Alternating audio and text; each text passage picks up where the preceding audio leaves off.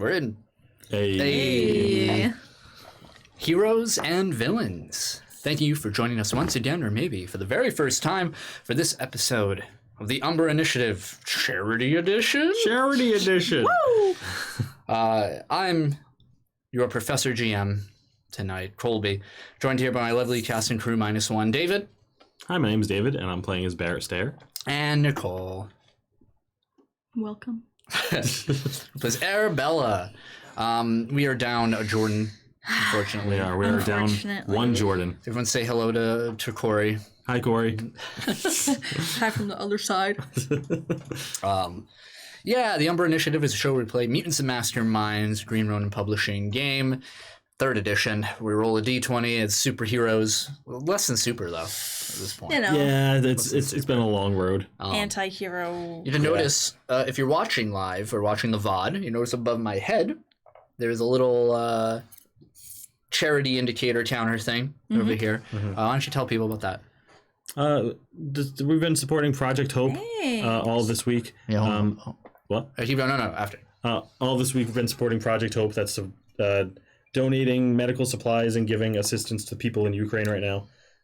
So it's a good charity. We've made $90 of our $100 for our goal so far. So nice. Thank you, everyone. But if you feel like donating yourself and you're watching live, you can type in !charity into the chat, and it'll bring up the link and the info and all you need to know. Heck yeah.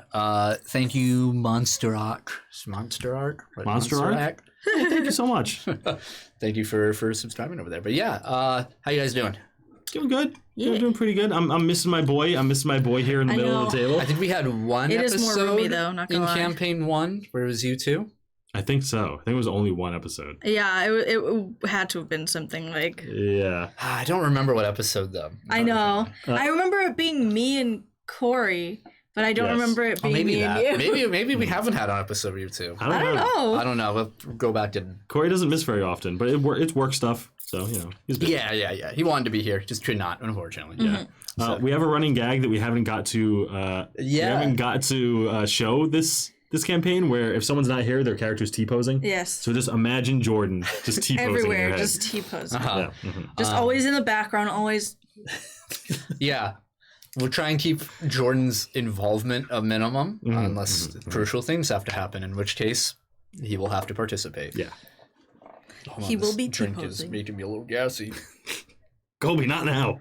Oh, yeah. I thought I was going to be the one burping up a storm. Delicious. Okay. Before we start, if you liked us, you've been listening to us for a while, why don't you check out our merch? Hey! We have merch. Oh my god, we have Umbra Initiative snapback hat. Look at this cap, this nice Pretty. pink color. Pretty nice. Looks good. I honestly love the color of that hat. I do too. It looks matches amazing. our theme. It's great.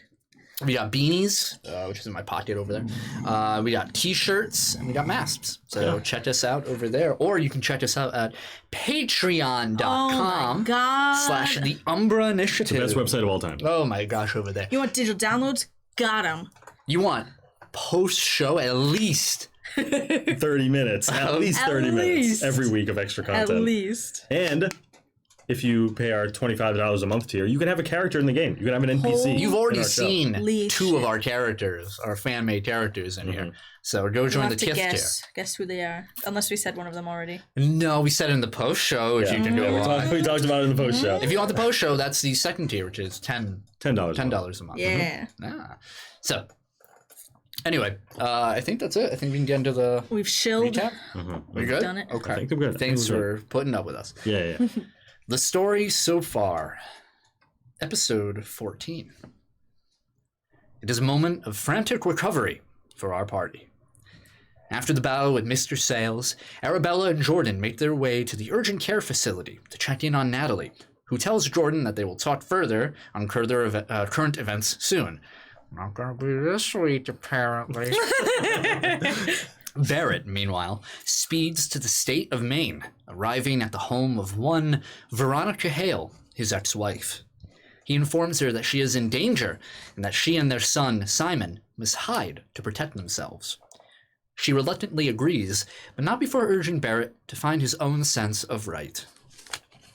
Exhausted and his life thrown asunder by current events, Barrett begins driving back to Arcadian Haven, only to doze off and find himself suddenly in a realm totally foreign to his own. Pillars of rock linked together by mystical rope bridges, spear an ever-expanding ocean. He could spend an eternity exploring the endless pillars, along with the caverns inside. But as he aimlessly wanders, he's met by a glowing light. It's a quizzical and slightly immature being who attempts to guide him back to his home.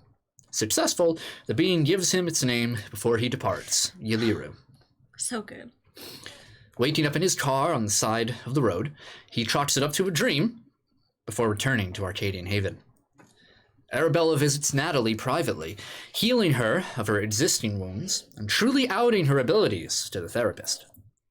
Jordan, while out running some basic errands, hears a rumor that Roland North, wealthy aristocrat of Arcadian Haven, had attempted to purchase Peter Bastion's pawn shop.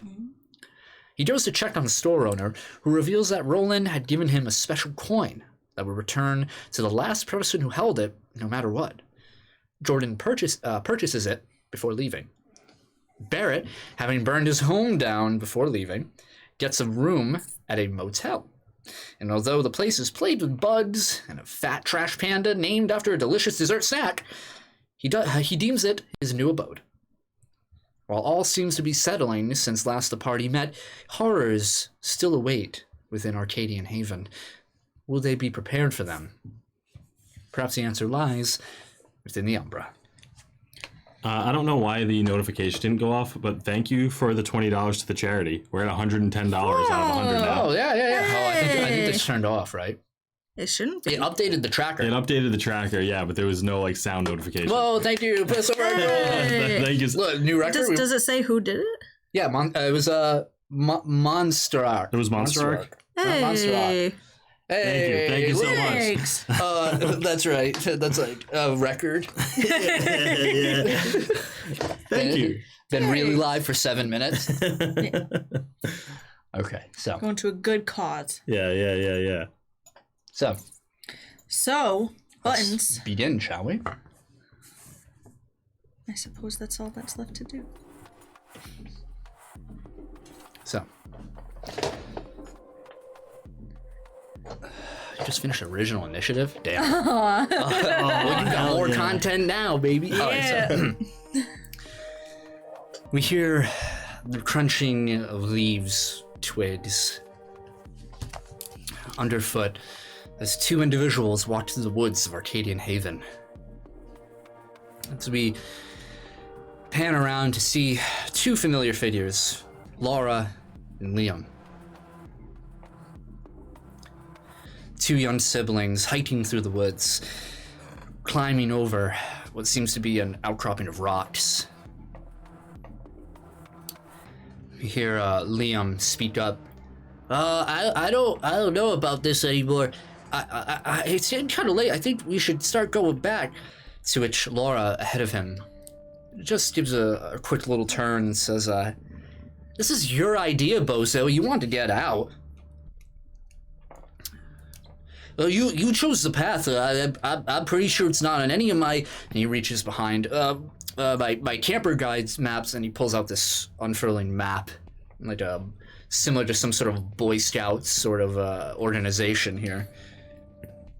Laura turns back forward and starts climbing more and says, "Then make your own path, all right? Starting now. Come on, let's go." No, well, I don't. Mom knows a few good paths. Maybe we could, this weekend we could all get together and we see Laura stop, and after she's reached the top of this pile of rocks, just says, "Yeah, well, tell me how that goes, all right? When you get everyone together, tell me how it goes. I'm gonna find us a better path right now." And we see Laura tumble downward. Liam, understandably nervous, scared, horrified, climbs as fast as he can upward to try and catch a glimpse of his sister down in the encroaching darkness below where she fell. Laura, Laura, oh no, it's all right, I'm okay. Ah, that's smart. Okay, no, I think I can move, I'm good. Oh, look at this. Hey, come here, look at this. Let me fade to black. Huh. That does not bode well. Uh-oh. Yeah, I don't like that. Nope. Oh, boy. All right. So. There they go, never to be seen again. She finds a moose. She finds a giant hole in the ground with a coyote at the bottom. You know what's funny? I didn't realize Invader Zim had a moose joke. Really? There's an episode where they were... Quick tangent. They're like in a wormhole, but it's like looping this like... They're going through a street thing. None of the kids notice because everyone that show's fucking dumb. Yeah, but like Dim and Zim notice. And it's just like, the only thing that lies at the end of this portal is the moose. And it just like flashes to a moose like, and it's just like really messed up. It's so funny. Stupid. Yeah, all new characters. Yeah, So, we're all gonna die. playing new characters. Yeah. Okay, so we start on Monday, October 5th, over here. Moving forward, what are you two? Who's going first? What are you guys doing? Or you know what? We'll have a slight time skip to Tuesday. Okay. Tuesday morning, fresh new day. Mm-hmm. There's also a mini moose. Wow, you remember? Yeah, you know. Amazing. You can go first. I have quite a list. Oh, okay. So we start off. We see. It's a pretty nice day. Mm-hmm. It's October 5th or 6th. 6 at this point. And weather's starting to drop a little bit. Mm-hmm. A little chilly, maybe like a windbreaker and day, but it's sunny today, and it's bright. Hardly a cloud in the sky. We fit in on the sign that just says motel. Yep. Onto there. We hear the rustling of trash in the distance. What are you doing, Barrett? I'm gonna like look out the window at the rustling trash, just be like, damn raccoon. I guess I'll leave and go into town. Okay. You're gonna go into town? Yeah. Yeah, so you get in your car. For the first time since I got back. Yeah, what are you doing in town? I'm gonna just kind of like drive slowly through town, make sure like nothing is amiss, make sure there's no like crazy buildings exploding or like anything happening like that. Roll a d20 for buildings exploding. You know what, I will. That's a 15. That's 15 buildings. But yeah, I'm just gonna take a leisurely drive through town, and is it like a supermarket or like a market? Yes, there is. That's where I'm going. Things. It's the not so grocery market. That's right. All right, I'm going there. Going to the not so grocery market. Yeah, they're still changing up their signs. Over there. They're almost done. They got sued. Well, they got a cease and desist. Right. Yeah, that's right. So they had to change it, or else risk being sued. Yeah. So the market itself, it's an old market. In front, there's no LED sign in front. Like you have like that. People might recognize what I'm referring to. It's like that white but black speckled tile floor. Oh yeah. The lights are so bright in here to like show off the color of the produce and everything that ends up reflecting off of the floor itself and kind of like hurts a bit. Yeah. There's a couple flickering lights throughout. It's a large market though. It's like a large building. The sign is just like those thick red, like non-light up letters for the sign. Yes, Yeah. absolutely over there. All right, yeah. I'm just gonna head in and just I'm gonna do some shopping. With what money? With my pennies. Okay, so Barrett's gonna do some shopping. Yeah. Okay, I think at some point for your last week. Good work. I think at some point, as Barrett is like going through an aisle, he's like deciding on like the 2 most boring brands of cereal you can get.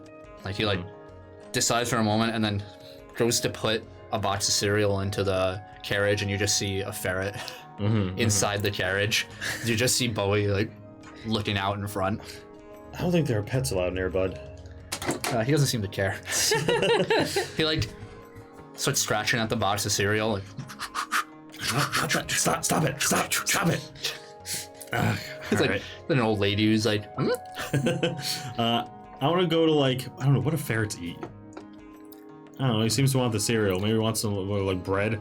I don't know, what do ferrets eat? They're carnivores. I'm just gonna go down the aisle until he seems to like something. Okay. Pizza bagels. Pizza bagels. It's like the most expensive steak they have cut there at the butcher. I throw it in the cart, let him eat it in there. No one should have noticed. Chewing on the plastic. Yeah. Yeah, I mean, like, people really don't care. Yeah, alright. Make a perception roll. Except. 26. You do hear people talking. Uh-huh. Just like, they hear a little kid like, I want one. Yeah. And you also hear like this older lady talking to one of her friends, and just says, "Oh, must have got it at Walter's place over there." That's it. Okay. I'm going to specifically get some pet toys. Okay. Or like just like 1 or 2 little things for Bowie. Yeah, there's like one, not even an aisle. Yeah. It's like a section of an aisle. Yeah. It's like basically like nothing there. You see like a dog or like rope, like tug of war rope toys. Yeah, maybe like one of those things that like rattles if he like knocks it around. Like so this little Okay. Make a wealth roll. Good luck. With my 0 wealth. You have a base wealth. Like I literally gave all of my money Oh. Is to that the counting towards... sandwich kid. Oh. When I left. Remember when he said, "I give you all my money"? Yeah. So I assume I have 0 wealth. Yeah. So 10. 10? I rolled a 10. Steal it. So you would have -1 wealth. Okay. Credit card. Credit card. Got it. Yeah, I'm putting it on a credit card. All right. So Barrett does some grocery shopping. Mm-hmm. Okay. And it's like when you go out to the car. Like you're putting bags and like Bowie tries to like help you almost like as you reach in, he like nips at your fingers like at the bag like to try and carry it, and you like drop it. Okay. Beautiful. Arabella. I want to do something else, but not until late at night. Okay, good. All right. Okay. Arabella, what are you up to on this fine morning? I got a laundry list of things, my man. Okay, that's what I like to hear. The first thing I want to do, I'm gonna start my day off pretty normal. Just the usual chores and whatnot. And as I'm going through my chores, I'm going to kind of try to chit-chat to, like, all the other sisters and, about the night, with like, Brother Lewis and that whole thing. Okay. And just try to, like, see what they remember. Make an investigate roll. I'm like, so remember that one time? That was pretty weird, right? Investigate, you said? Yes. 14. So how are you approaching this? I'm gonna try to do it as nonchalant as possible. Like, maybe just be like, man, like, I just can't stop thinking about that one time. Or like, have you had any trouble? Or like, just as... Yeah, I mean, with the 14, the general consensus that you get is like nobody has said anything of note to you. There's no regard for like significant events that might have transpired that night. They're just like Do they know what I'm talking about? Like if I'm like, when we all had to hide in our room? No, they do not. They don't. No. None of them. Some mention like, oh, fire drill. Had to stay inside. Okay. Or some sort of drill that they had to do that Mother Adele taught them. And do they all kind of say like, oh, we just had, a drill and like... It's like different. It's like you get like, oh, a drill, some to say, no, I just did what I normally do that day. It's just moving around that event. Okay.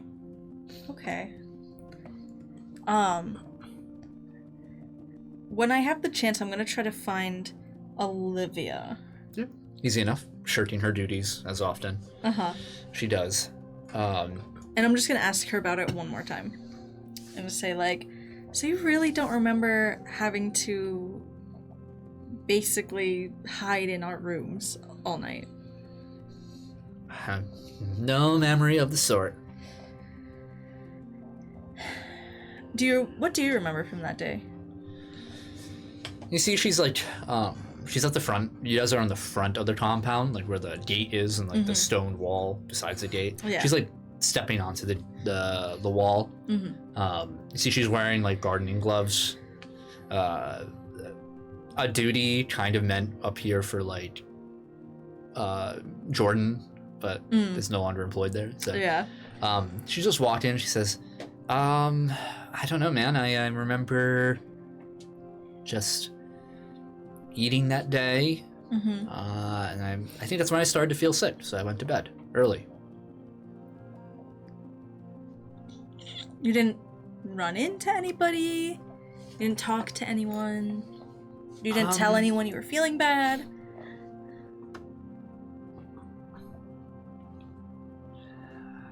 She pauses for a moment.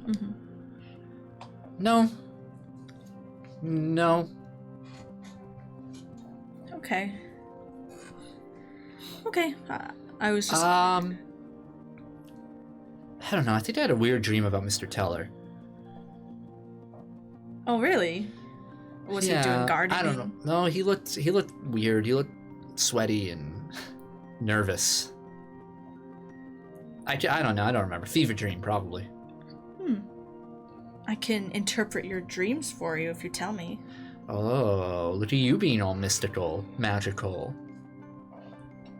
I don't know. I just remember him telling me something was wrong. We had to leave. Wherever we were. I don't... she sits down on the wall. I don't know. That's all I really remember. That is a weird dream. Not too much to it, I guess. Oh, wow. You're really good. I know. How much do I owe you? 1 chore. No, I don't think so. Half a chore? If I get a piece of gum, I'll give it to you. All right. Yeah, and she kind of just continues her day, kind of like trying to jot down everything she can, including her own, like, okay, what do I remember? Interesting. And I think even her memory starts to blank at a certain point. I see. She's like, okay, I know this happened. I know I ran into them. I know that we were out with Jordan. I saw there's this weird light. And then Barrett shot Brother Lewis, and that was it. Yeah. There is a, Mother Adele is still gone. I still haven't seen her anywhere. Correct. You've not seen her. It seems as though Sister Miriam is sort of the in-charge figure. And by in-charge, it's more like she knows the scheduling enough to tell people where they should be at what time. There is a bit of discourse. It's not chaotic or anything, but like there's people definitely are a more chill. Yeah, it's a little more lax. Yeah. Maybe not for the better. Like it's not like people are happier. People are already happy. But like some things aren't getting done as well as maybe they should be. Yeah. You know? So I'm right there with them. I'm like yeah, absolutely. Your chores aren't really getting done as much anyway. Until like Brother Lewis walked by, and some people are like straighten up their posture and continue doing stuff. If I run into Brother Lewis, I want to talk to him as well. Yeah, it's easy enough. It's in the hallway of the faculty building, and he turns a corner, and you see him, he sees you, and he like starts to like, oh, I forgot something, like emotionally forgot something to like walk away. I immediately start like quick, fast walking, like Brother Lewis. Yeah, you catch up. Arabella. Good morning. Good morning. How are you? I'm doing good. How about yourself? I'm doing just fine. What can I help you with? I was wondering, I've been having trouble remembering certain aspects of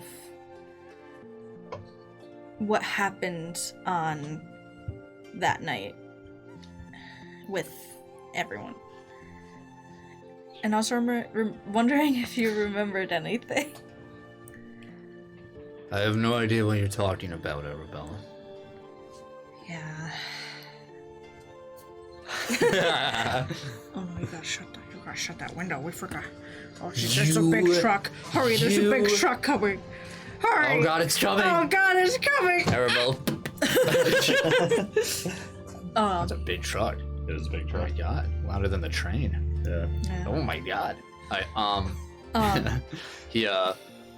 He just keeps walking, like, not slowing his pace. I'm kind of walking with him, and I'm like, oh, okay. A lot of people seem to not remember. Have you seen Mother Adele anywhere? Mother Adele will be gone until Tuesday. Oh. That long? She's on a trip. Oh. She didn't say where she was going. Guess she didn't think it was important enough. She'll be gone soon. It'll be like she was never gone in the first place. I suppose so. You have a message for her? Just hope she's doing well. I haven't seen her in a while. She's very busy with current events.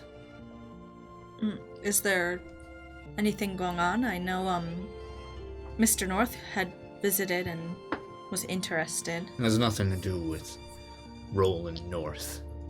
Oh. That was a foolish venture to begin with. Nothing but a fool of a man chasing ghosts. I heard he was trying to buy up some places, including here, possibly. Trying to continue his father's dream, no doubt. Some people will do stupid things to cling to legacy. That is true. Well, I'll just continue my chores then. I just wanted to say hello, I guess. Hello. Have a good day. Have a good day. All right. Barrett. You've completed your grocery shopping. I have. I'm gonna bring Bowie back to the motel. Yeah. You know, then give him some food, give him some toys, you know, give him stuff, and we'll probably find a way out. But once I drop everything off, I'm gonna leave again. Okay. And I'm gonna head up to my usual spot by the compound. Okay. And just post up and looking for any abnormalities, looking specifically for Arabella and for Angelica. Make a perception roll. Not too high, actually. 15. I'll say, I mean, you don't see Angelica, regardless. It takes a little bit. And you're trying to, I don't know, maybe you're distracted or something just feels a little off. Kind of watching your back the whole time you're up here. Yeah. The spot no longer feeling so sacred to you any longer. Yeah. You do catch a glimpse of Arabella. Mm-hmm. Bothering everyone. Just like walking around. Yeah, definitely like chasing like 2 other people. Like you can't hear her, but she's like, they're just like. After it's been a while, once I see that she's kind of just like doing a normal thing, like just talking to people, I'm gonna like put my scope away, and call her. Just call Arabella. Okay. No, Arabella, I went to bed early that night. I don't think. Don't remember a thing? Nothing special about that day. Some kitchen duty, that's all. What is that? Okay, well, thank you for talking to me. I'll be right back. Bye. No self-defense. Someone's familiar. Fire machine. Yeah, I like kind of try to go again somewhere private-ish. Yep. And I look. Who's calling? Hello? Hey. Hi. Have you seen Angelica around?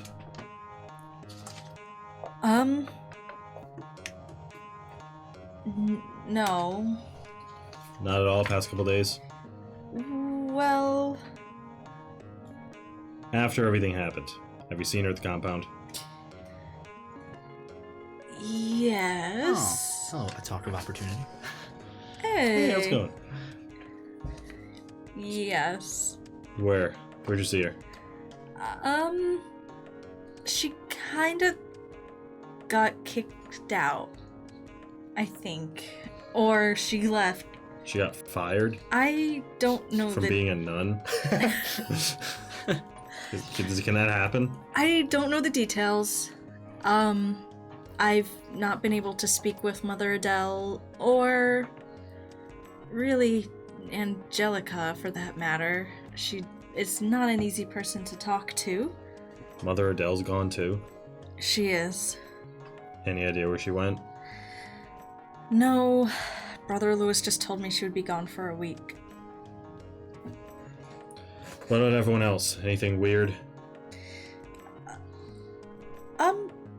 I'm sorry, could we just... Is... Mr. Stare, why are you calling? Because I'm pretty positive Angelica's trying to kill me now. I got fired, that's probably your new orders. I'm just watching my own back. Well... I don't think I can help you, Mr. Stare. Alright. Well, thanks, I guess. If it's any consolation, I don't know if she's in the area anymore. Me either. Oh, alright, I don't want to bother you. Actually, is it possible to meet somewhere? Sure. I have a few questions and there's something I'd like to do, but I think it would be better to do it together. Alright, I mean, I have a couple more questions for you that'd probably be better asked in person, so... Yeah, I'm nearby. Okay. Where would you be able to meet me? Pick a place, I have a car. It's best maybe not on the premises. In town? Yeah, I'll figure out a way to get there. Alright, I'll hang around the sandwich shop. Okay, I'll meet you there when I can. Alright, Okay. hang up. Click. I'm gonna head to the sandwich shop. The Domino Diner. Hell yeah. All right, yeah. Quick enough for you. You, not so much. So you make your way to the Domino Diner. That nice, bold aluminum outcasing. Yeah, before I go anywhere, I want to do something, so you could do Okay. his thing. Yeah, I mean, I mean, I'm not gonna go inside. I'm Yeah. just gonna wait outside. They're gonna do some sick tricks on the way there. Yeah, do a wheelie in my car. Not even on my motorcycle. Arabella, what do you want to do? I'm gonna do a bad thing. I'm going to try to Eviscerate. sneak into Mother Adele's like office. Yes. Yes. Okay. Okay. You know, stealth is my strong suit. Something that me or Cory would usually do. And now you're making the dumb choice. I love this. I don't think it's a Alright. dumb. I mean, the worst thing is, what's the worst that could I happen? love it. Yes, do it. Right, I'll get in trouble. So want this. you know of 2 rooms related to Mother Adele specifically. There's her bedroom, it's in the dorm room, Yeah. and her office within the faculty building. I'm gonna go to the office Okay. first, and try to look for anything that's like suspicious, I guess. Make a stealth roll. Stealth roll. You know, stealth's my strong suit. Oh yeah, baby! That's an 8. An 8? Okay. So you go, it's on the 2nd floor of the faculty building. God. As you step up, you're like... you find her door. It was the Dean of Students office, or was to be. Right. And as you open the door, it's not locked. Oh god. Step through. Inconspicuous. You see in front there's Brother Lewis on the desk, like. you really thought. There is a desk that's pushed over to the side of the wall where it would normally kind of be in the middle in that typical like room layout. Sure. It's just pressed against the wall. There's 2 windows behind with these black curtains drawn shut. It's actually really dark in here. You have to flip the light on. When you do, the old ceiling fan comes up and you see like dust particles like fly off of this thing. There's a few filing cabinets that were brought in here from another room of some sort. You just see it all stacked up in the corner over there. There's on the desk, there's a lot of religious like iconography onto there. You see there's like this not crate, but like this small box of rosary beads. And all throughout you can just see like a lot of crosses that are supposed to be like nailed to a wall, but they haven't been put up yet. They were just kind of haphazardly thrown there. Make a perception roll. You got this. I hope so. Okay, yeah, that's way better. Okay. Yeah. Perception. 23. Yeah, everything's covered in a layer of dust. I'm gonna try just first looking through like some of the. Well, I assume there's like the desk. Does it have any like drawers? Absolutely. Yeah, I'm gonna try looking through there. I'm not gonna like touch any papers. I'm just gonna like kind of peer at what's inside. Yeah, you make an investigate roll. Nice. 19. 19. Yeah. You start moving through the drawers. You see some blank papers, whatever. Another one looks like some sort of, not like tax documentation, like just Right. whatever, nothing. And then there's a drawer you pull and it's locked. Like the large drawer. Oh shoot. I'm gonna look for keys in the office. Okay. What was the number you got again? Huh? Roll again, actually. I'll have you roll again. Break the lock. Break the I'm lock. not gonna break the lock. 17. 17? Yes. You look around and you're spending quite a few minutes doing this. There's a bookcase next to the filing cabinets. Kind of look over there. Nothing. Kind kind of like check under the carpet in the room or the rug, like nothing.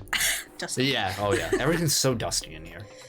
Dang it. Okay.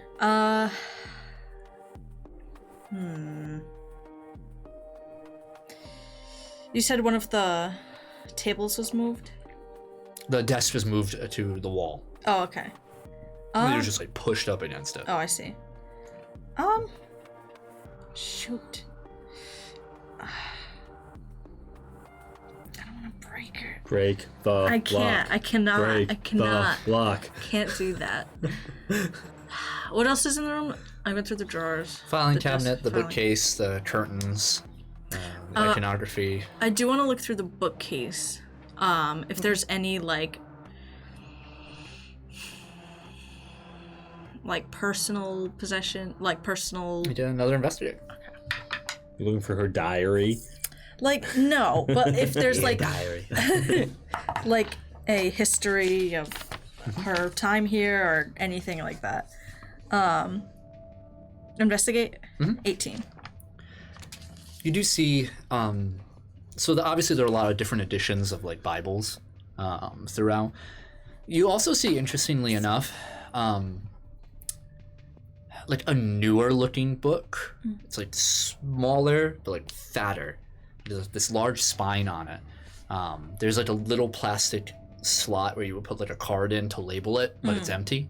And you like pull it out, and you see like this. It's like this tan lawn book. It's a photo album. And as you open it up, you see a lot of photos of the convent. And you see yourself among them. You see Brother Lewis, Sister Miriam, Olivia, all the other nuns, like one or two pictures maybe of Angelica throughout. Some like very recent, like you don't remember, like maybe within the last like 6 months. Other ones like far older. You see, as you start moving through it, you start seeing like old pictures of yourself, like 8, 9 years ago, some even farther than that. You're just kind of looking like, and all throughout you notice like Brother Lewis's like expression has never changed throughout like any of these. It's always, every time he's on, he's just deadpan the whole time. You catch that. And what was the number you rolled again? 18. Down below you see there are 2 cabinets, so it's like a bookcase up top, maybe like 6 rows like for the bookcase, and then down below you have to get on your knees and open up this cabinet below, and inside you see not Bibles, like you see a lot of other religious text, like the Quran. You just start seeing books and a lot of like historian books too on different religions, Like theology type. yes. All kind of stacked, not in any particular order either. Kind of, some of them just like chaotically thrown on, like piled. Some of them aren't even resting. Some of them are resting like on their spine and like open. Okay. Just all throughout. I'm gonna kind of look through those books. I'm gonna put there's just like straight photos and stuff. Is there any one photo that like stands out, or are they all just kind of like a regular kind of like family photo book almost? They seem relatively harmless. You know, it's like sweet moments, like community days, where you guys go into town. Sure. There's like one picture you remember of like it's like a bowl of like Mother Adele's soup in the kitchen, like you guys are just eating, but you have a distinct memory of after like vomiting. Yeah. Like, but that isn't caught on camera. You know, just stuff like that. It's like happy, fun family moments. All right, I'm gonna close the book. I'm gonna hold on to it though. Put that in your inventory. Book. Photo album. Photo book. You put Mother Adele's photo album, however you want to phrase it. Okay. You got gun. And then I'm gonna start like kind of like shifting through, trying to be careful to like Not leave a trail. memorize where. Make a stealth roll, just to to see if you can not leave a trail. Right, yeah. I do have an eidetic memory, so I can remember where the books are. Okay. Fun I'll say fact. plus 2. Okay. I'm doing a stealth, you said? Yes. 21. Ooh, yeah, you feel very confident in your ability to replace these as you like pick them up, read, you skim through, and place it back. Are any of them like bookmarked, or are they just kind of? No. Okay. Just like everything else in this room, dusty. Even the Bibles on the shelf look like they haven't been touched in a while. Okay. All right. I'm gonna, after going through and feeling confident that there's nothing, weird about the books, I'm gonna put them back to where they were, and I'm gonna try to open the file cabinets and again look through and just anything suspicious. Yeah, the file cabinets, as you pull it out, there's not a lot of documentation in them. And as you move through it, it seems rudimentary in its contents. It's, again, like tax information. There's Sure. a lot of receipts. So Right. there for like repairs that have been done. There's like hand-drawn pay stubs for Mr. Teller. Like, he doesn't make a lot, like. All right. After going through like a good amount, I'm gonna do one more thing. I'm gonna just for funsies, I'm gonna move the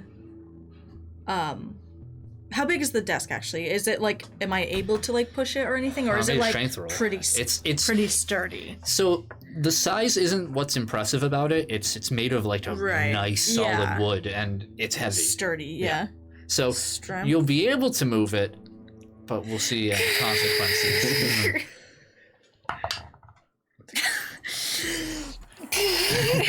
Eight.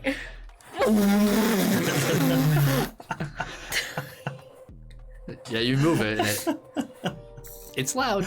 Yeah. I'm just gonna like press on that wall a little and look for any like weird openings, weird cracks, Need to weird, investigate. weird something. I know they're just mad sus.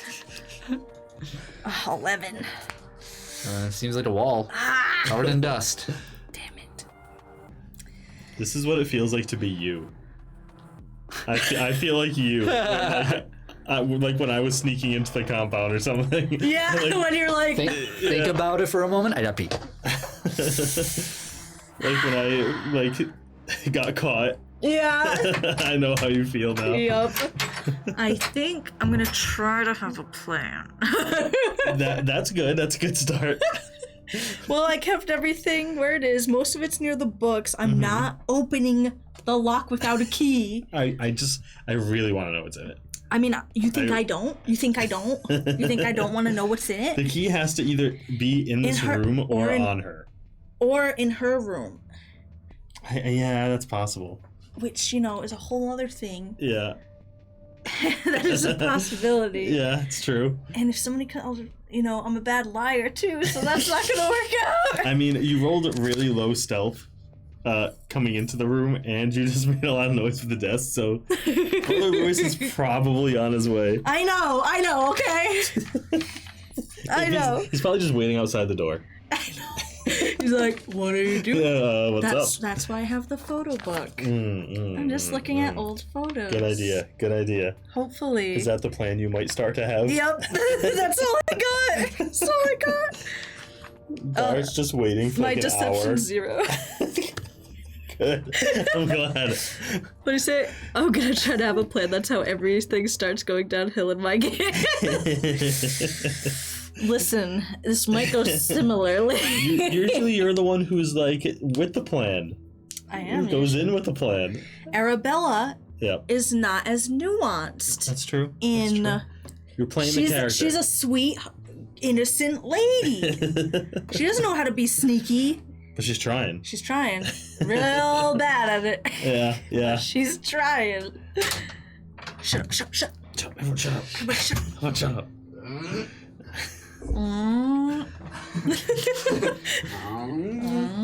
We're back, baby. We're back. Everything's in its place. Nothing was ever moved. Nobody ever heard or found out that I was ever in there. That's what we decided. I guess overruled, I guess.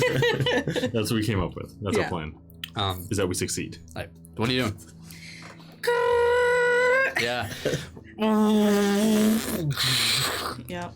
Taking that the legs of the desk against the floor. Is there like a notepad or anything in there too? I'll say there's like a piece of paper you can find. Like there's like a whole Blank. Like one of the drawers has a bunch of like pens in it. I'm gonna just take a couple sheets of paper. Okay. And a pen, and I'm just gonna grab it. Just take the tax forms. Take the tax forms. Hey. Oh. Yeah, we gotta fix that. Yeah, we do. Yeah, we do. So, yeah, after that, she's gonna take one more. You can fix it right now. Can we? Fix it, fix it, fix it, fix Can it. I fix it now? Just pull that screen over. Fix it, fix it, fix it, fix it. Oh. It's under settings, right? I believe so. It's Ad Manager. 1 second, behind the scenes stuff. We're fixing it. Yeah, like I said, nothing was touched. No yeah. fingerprints Yeah, anywhere. no the evidence. dust. No hair. I put the dust back DNA. where it came. I put the dust right back on it. I'm trying to find it. Hold on. Yeah, it's called Ads Manager. It's under one of those tabs. Community, no. Content, video producer, collecting clip, no. Maybe it's under affiliate. No. I think it is. Then you have to like scroll down on one of the pages like under affiliate. I thought we fixed it too. I thought we did fix it too, but Yeah. apparently it didn't hold. So. Apparently. Ads. Yeah, don't roll like 3 8 of minutes them. per hour. Yeah, that's not what we want. No.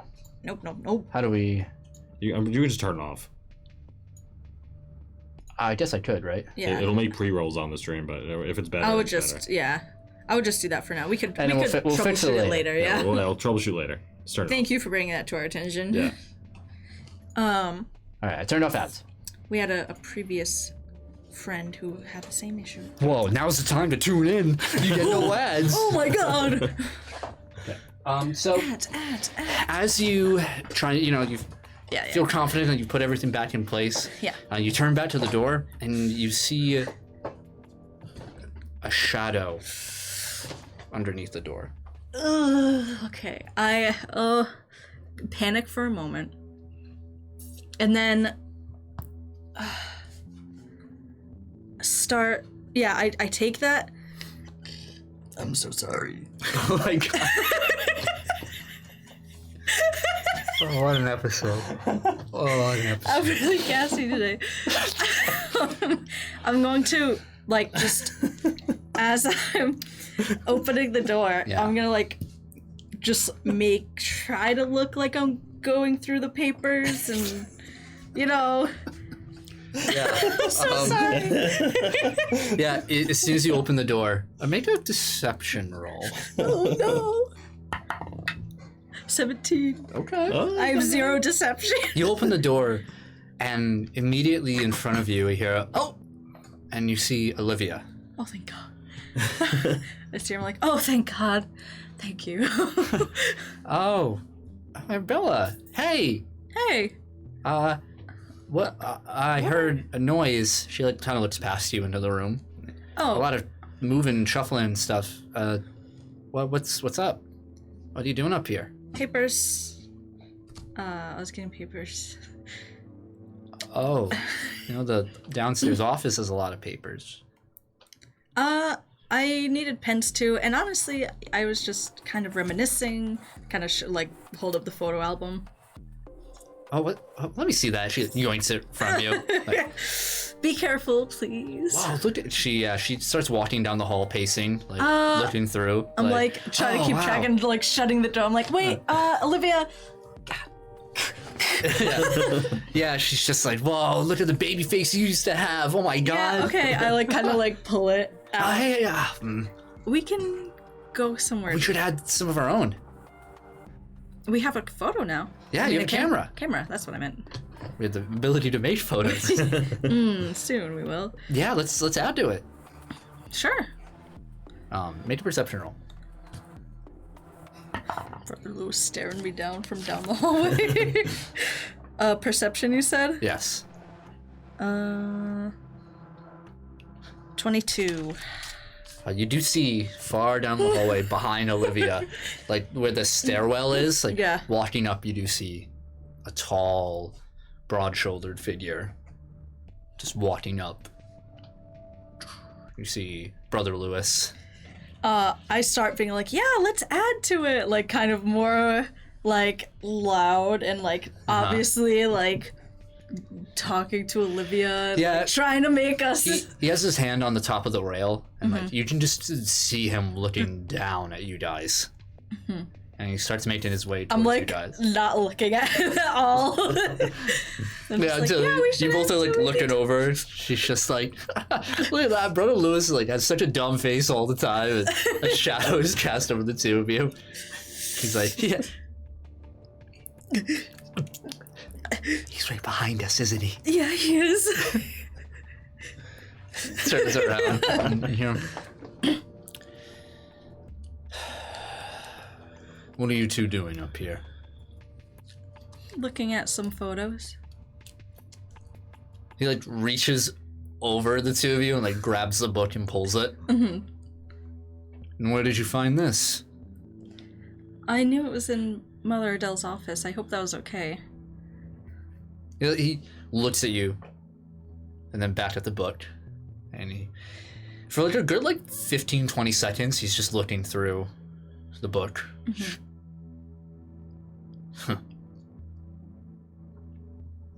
Closes it.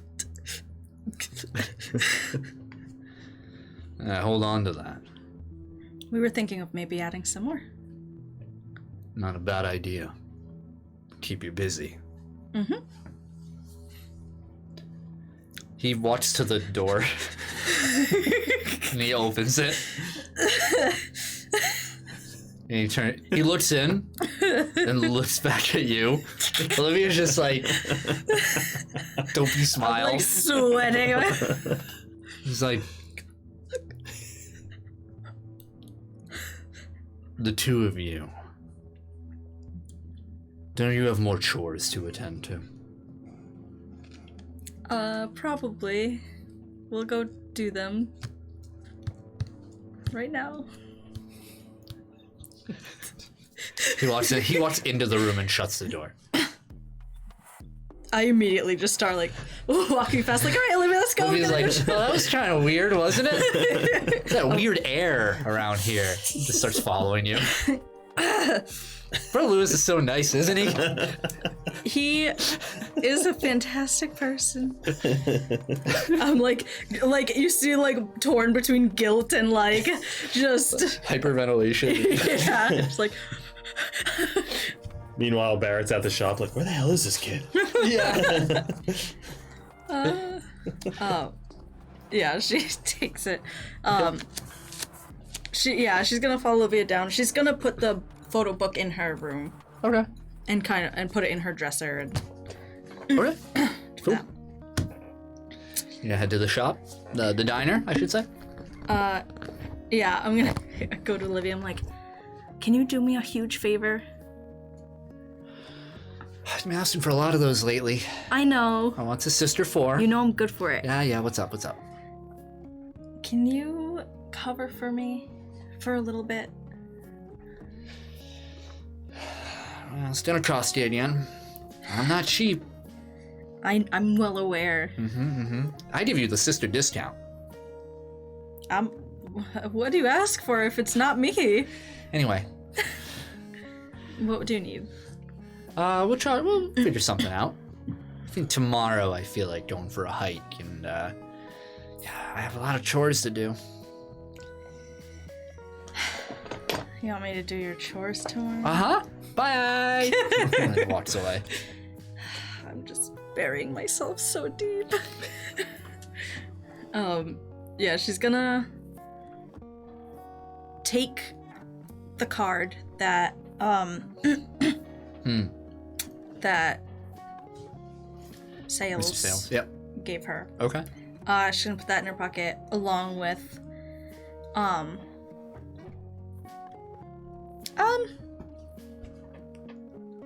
no, I guess that's it. She's just gonna take the card with her. Okay.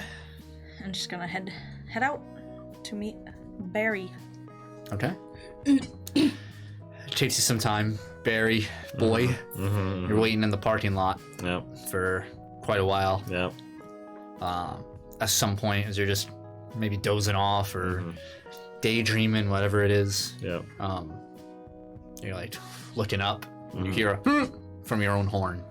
And down you see stepping on, like, now on your like stomach. So Yeah. you see just Bowie like, Pick him up off the horn. yeah, I knew you'd get out. yeah, Put him on the passenger seat. yeah, and he just kind of a general nuisance. The ferret just goes everywhere. Yep. Yep. Yeah. Somehow opens up your glove box and like is inside. Yeah. He's like chewing on your registration. He's armed! Those toys weren't enough for you, huh? Very good. Until finally you hear ring ring, and you recognize Barrett's car. Yeah. And you pull up. Yeah. It's like roll down the window. I got a rabid ferret in here. Sorry. Is that where you've been going, He Bowie? like jumps out of the window like into like, your little basket in front. Yeah. Yeah, he's been hanging out with me. Oh, well, we've missed him over here. Especially Olivia. She's very attached to him. He's tearing up my registration. You can keep him. He goes where he wants. He sure does. He's free-spirited. Well, you said you had some questions, some things to talk about. I do. Should we... Is it okay to be here? Is there anywhere else you'd rather be? I'm thinking more for you than me. I don't really know. I don't know where's safe for me and where's not. I'm assuming nowhere's safe. Okay, then I guess we can...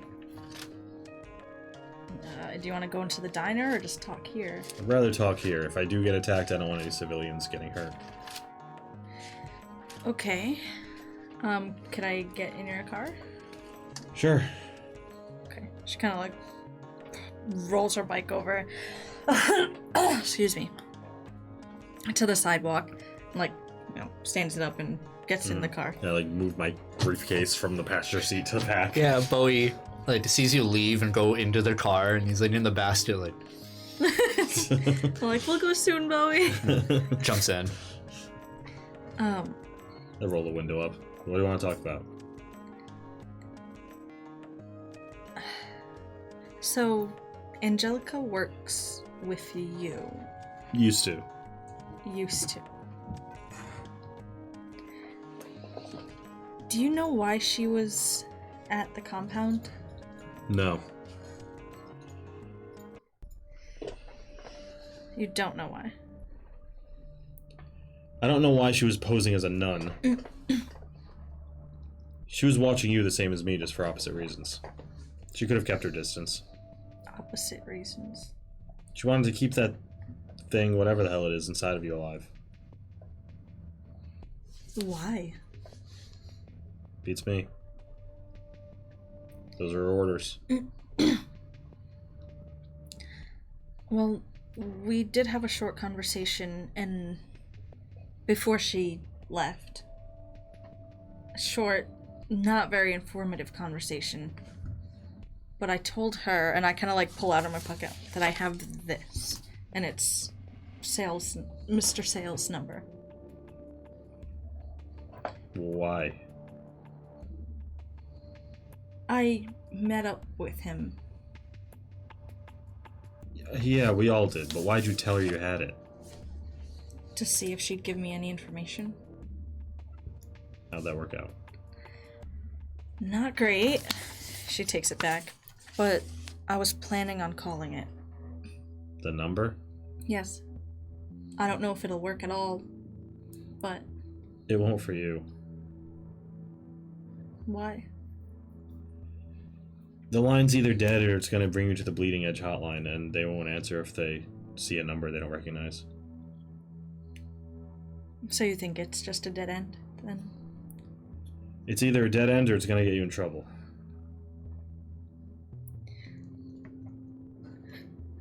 Does your organization have anything to do with the Umbras? I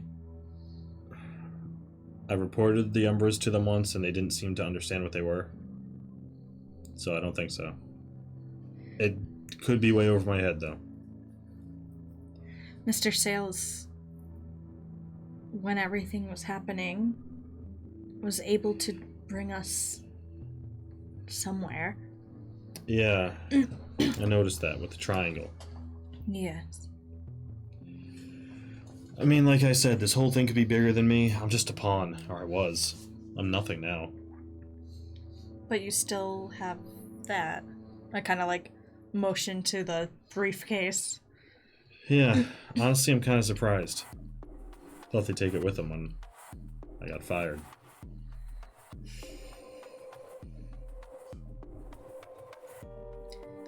So, you don't know anything about Angelica leaving, or the Umbras, or what this phone number could lead to?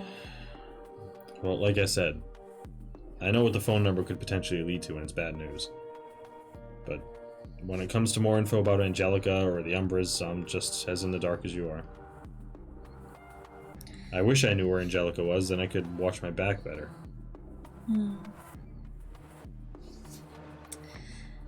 Okay, I guess. I guess it doesn't matter if you're telling me the truth. I'll find out one way or another, but after everything we had been through, I was hoping maybe we could be more honest with each other. What do you want me to say? I'm probably going to be dead in a day or two. How do you know they're coming after you right now? That's what they do. I have no proof, I guess. But when someone wrongs them in any way or someone gets out, they're not out for long. Okay. I have a question for you. Back when everything happened with sales, Yeah. you did something pretty incredible back there.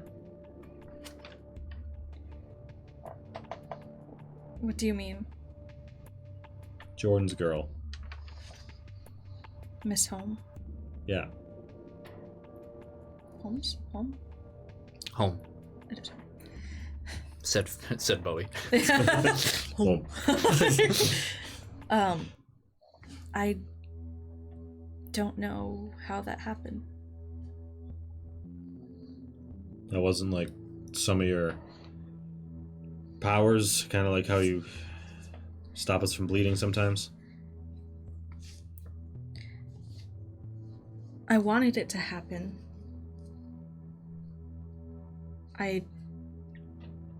There was something inside me that just... I've witnessed more death in the past 2 weeks than I have in my entire life. Some of them were my fault, and when I saw her, I couldn't take one more death.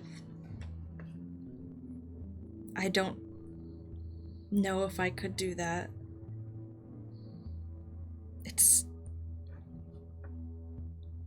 I don't understand it. Well, I don't either, if it means anything. Well, I hope you never have to do it again, but, do you think you'd have it in you to do it again if you had to? I don't know.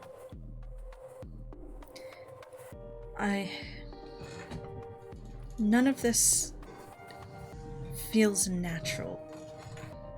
I mean... Doesn't look natural either. If I was blessed with this ability to heal people, it would make more sense, but the fact that there's this other part of me that I don't know. I don't know. I don't know. Well, I've seen a lot of unnatural abilities in recent years. And I don't know if it's a blessing or a curse or getting injected with some drug. But whatever it is, I hope it works out for you. Hope you're able to contain that other side. It's a little funny coming from you.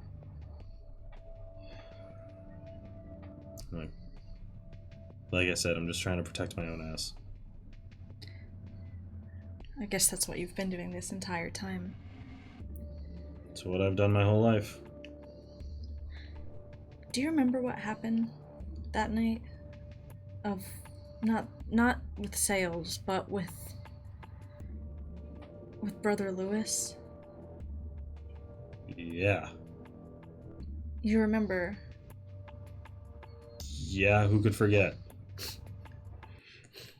Apparently all of the convent. I've brought it up to a couple of sisters and nobody remembers anything that happened. I can barely remember part of what happened. None of it? I remember Me and Jordan were there? I remember that. I remember when you took a shot at Brother Lewis. Yep. And that's kind of where it ends.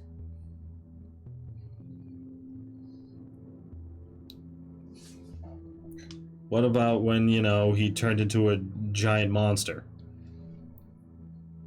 And then you turned into a giant monster. Excuse It was me? like kind of a movie. I'm not sure what you mean. I don't know how else to explain it to you. But you remember everybody had to hide. Yeah, everyone was in the compound. It in wasn't the buildings. It wasn't a fire drill. It wasn't.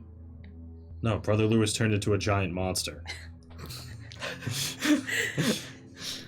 He. I took a shot at Brother Lewis. He looked like he was bleeding out. It was a good shot. I remember that. And Jordan was there. Yes. And Brother Lewis woke up and changed physically. I don't remember that. He was glowing. He had a lot of eyes. He had a spear, I think. Home, says Ferret. Ferret. And it was pretty terrifying. And Jordan was going toe-to-toe with him for a while, and then you screamed and freaked out, and the other side of you came out. Which is also kind of a giant monster. Nobody in the convent remembers that at all. Including you. Well, I remember some of it, but everybody else thinks it's just a normal day. Have you asked Jordan? No. Brother Lewis? I'm sure he remembers. He wouldn't tell me even if he did. Yeah, probably not. Mother Adele? She's gone. We spoke about it, about what happened, so I know she has to remember. Sure she knows what happened.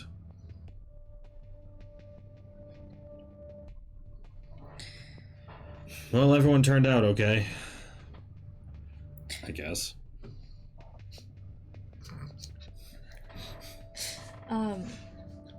Don't tell Jordan or Natalie anything about about Sorry. Meanwhile, It's just Natalie being like, and why will you have to tell me? he's like sitting in the therapist chair. Tell me how that makes you feel. Home. Don't tell them about what happened with Natalie. I visited her. I fixed her. But That's good. That's good. I don't think it's a good idea to let them know what happened. I'm not going to say a word to anyone.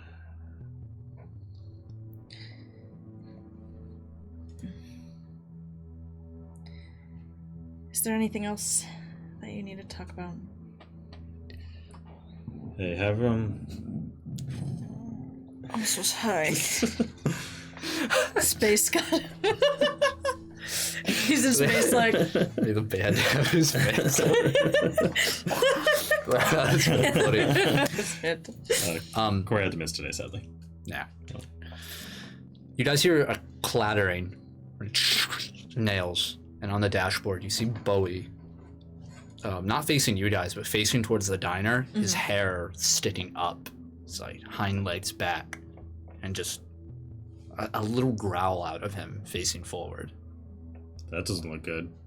It's never a good indication. I kind of like peer out and try to see if there's anything weird like outside. Yeah, you see inside the diner, like the door, the entrance open, and you see stepping out, holding a takeout bag. You see wearing this large like black pea coat. It's almost like a little too large for him, but very nice quality over here. You see the familiar glinter of rings and bracelets on his hand, the dark complexion. You see Raj step out of the diner, and he looks like he yells something inside and then takes a few steps down. When he exits, I'm gonna honk my horn. It's like, And he jumps like Throws his food. yeah, he catches it. I'm just gonna be like, Oh, and he makes his way over to you guys. You see he's wearing like makeup, like light amount of makeup, and it like this like eyeshadow, like really makes his eyes pop. Over here, and he looks over and he goes over to the driver's side. yeah, and roll down the window a little. It is fancy to see the both of you here. Where the hell have you been? Sorry for his bad manners. How are you? I'm doing well. I'm just picking up a bit of lunch. Oh. I thought you didn't like the food. Oh, I thought I'd give it another try. I gave him a few pointers on how I like to make my sandwich. Oh. I hope you enjoy it. Have you not realized what's going on in town lately? Where have you been with your interdimensional crap? We have buildings blowing up, people shooting each other, people turning into whatever. Hey. Well, most of that feels more tangential and less dimensional. But your crap couldn't help us out? You couldn't just like zip him into another universe or something? He like looks around as you're talking about this out loud. There's nobody around. Yeah. He just says, the entire point of me being here is to prevent my sort of things from helping you out. You don't want that help. Sure. But I have been looking for you anyway, casually.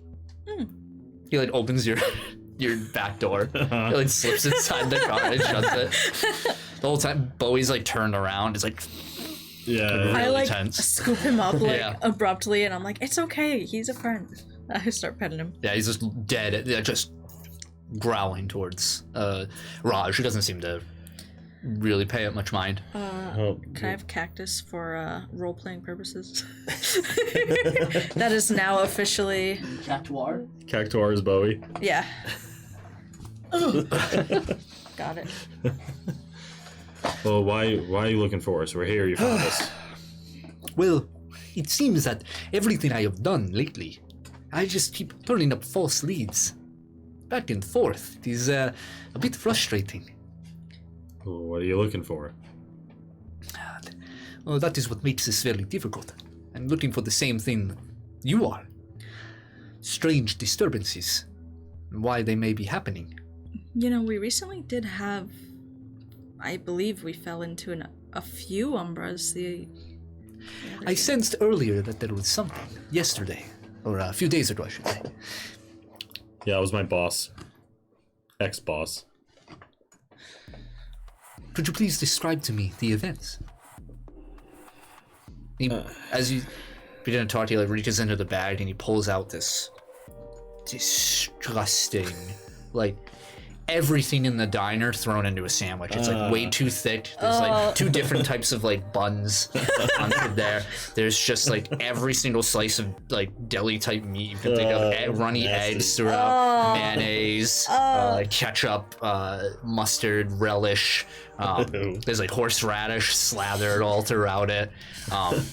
It like drips. He keeps it in the bag, and he like. As you start talking, you're like, puts it in the bag, one bite, rolls it up, and then just puts it in the corner, not breaking eye contact. Oh, no wonder you hate the food. He shrugs. Please continue. We got into a confrontation. He blew up a building. Oh, I heard that. Literally. Yeah, that was him. It turned into a giant robot, kind of. And as we were fighting him, he slipped us into other dimensions, or so it seemed. What do you call them? Umbras. Oh, yeah. We saw the triangle, black triangle and everything. It was the same feeling and everything. The triangle, I believe I've said it before, but I'm not sure, is a common symbol associated with kin culture. Yeah, that's what gave it away. Not sure how he did it, honestly. I didn't think he had that type of. Was there ability. anyone else within the Umbra? Any other presence? Us two, Jordan, Sales, Bowie. Curious. Have you ever experienced something like this, or something similar around him before? Not around him specifically. He didn't seem like the type to control that sort of power. And did he control it now? I don't know.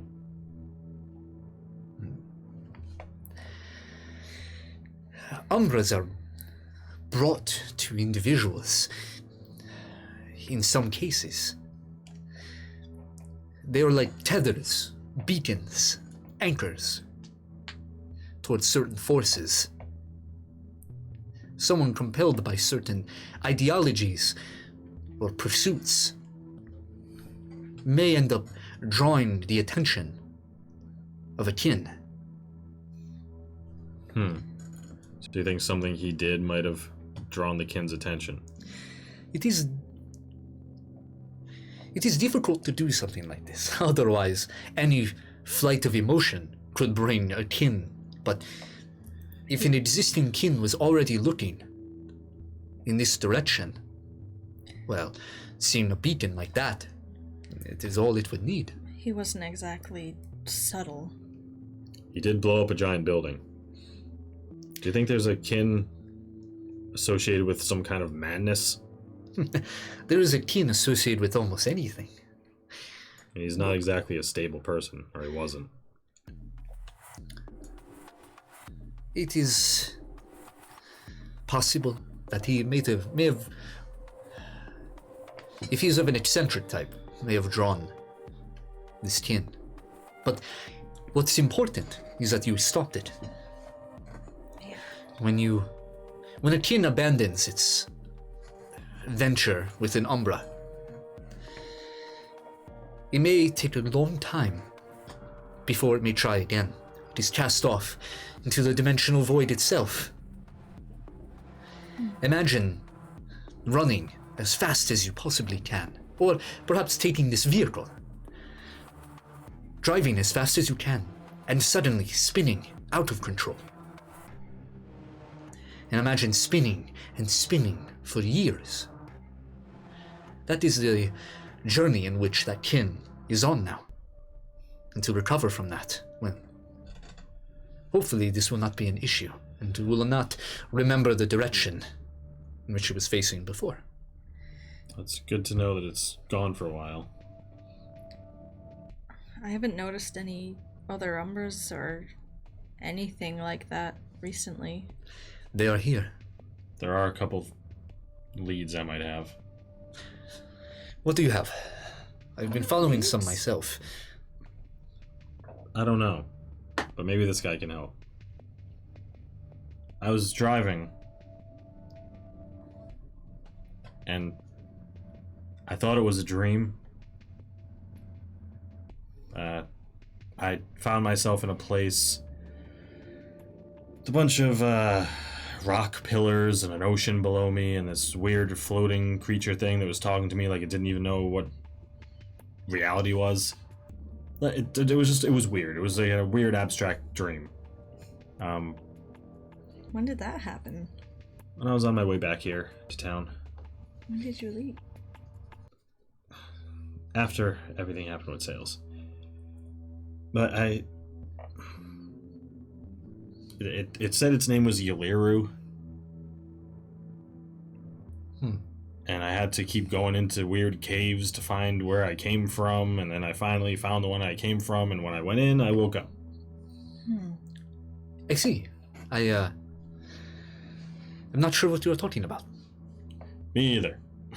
I thought it might be one of these weird Umbra things, but I didn't see the triangle, so maybe not. Perhaps just a bad dream. Yeah. Perhaps you ate one of these sandwiches. I do eat a lot of those. Not like that, I hope. Not like that. But that aside, a while ago, maybe a week ago, me and Jordan were walking around town, just kind of hanging out. And we had Bowie with us. And he led us to a house in town. What are those two brats? What are their names? Kids. There's a lot of kids. The one with the slingshot. Laura? Yeah. Bowie led us to her house. You didn't... And he led us to the door, and we looked inside. Nothing seemed wrong, but usually this little guy leads us to weird stuff. You guys went without me? Yeah. 20. What they want, they're just... like, they just do everything they want. It does seem that creature has a bit of an affinity for what we are pursuing. It's been helpful so far. Yeah.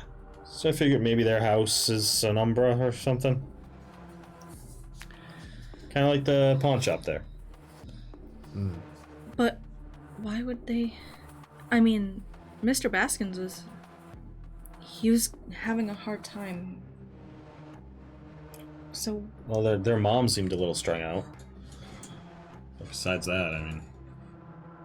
It seemed okay. We knocked on the door, we talked to her, they seemed fine.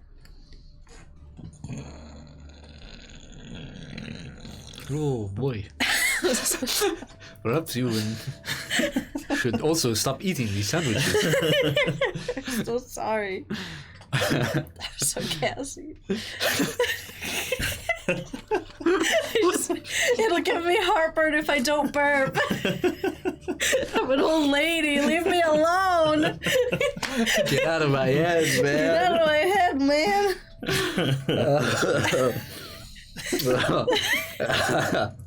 Okay, I'm leaving. Yeah. Should we go check on them again? Maybe if it's you this time. I don't want to harass some poor single mom. Yeah, I mean, I don't think she would mind. And plus, I could bring Bowie. I owe Laura that. I would like to come, if you do not mind. Perhaps this is something I can scrutinize upon, and maybe see if there is an issue. Sure. Alright. You want to take lead? I mean, I can get in one way or another if you want me to just say I'm... No. Don't be weird. Alright. I'll just visit. I will speak to her, maybe. I'm more familiar with her. I'll hop in and, I'm with the convent. It's less conspicuous. I'll wait in the car. Then we will provide, how do you say, support. Okay. And plus, Bowie will be here too. Of course. Little Bowie. Mm-hmm. All right. I turn the car on, start backing out. Yeah. Head there. Oh. We're doing that now. Or did you not want to? No, it's fine. I like hard brake. Sandwich on the back of your seat, passenger seat. Clean that up back there. They will You're the one get who rid on it. broke. Well, you said you didn't want to go now. Are we not going now?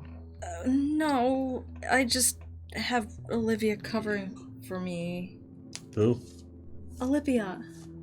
I guess it's better you don't know. You have napkins? Like open my glove box, like They're all like torn up from. yeah. I still like throw them back at him. Yeah, let's just go quick. Yeah, all right. You like the smell of horseradish. I'm gonna order you a sandwich next time. Takes a few minutes, but they're actually located in the same region of Arcadian Haven. They're on the southwestern side, and you arrive, or more of the south area, and you see the familiar residential, the two-floor, the wrought iron fences falling apart in the front, two concrete steps leading up, sidewalk kind of falling apart in front of it, as is with most of the houses around here. Okay. You park. This is the place. This is it. All right. I'll go in and check it out with Bowie, and wait here. I'll let you know if anything's weird. All right. Okay. Slam the door. Oh yeah, I go up and I.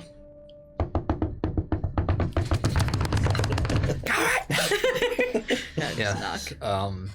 Hold on, Ding Bowie. dong, ding dong, ding dong, ding dong, ding dong. You hear, I'm coming, jeez!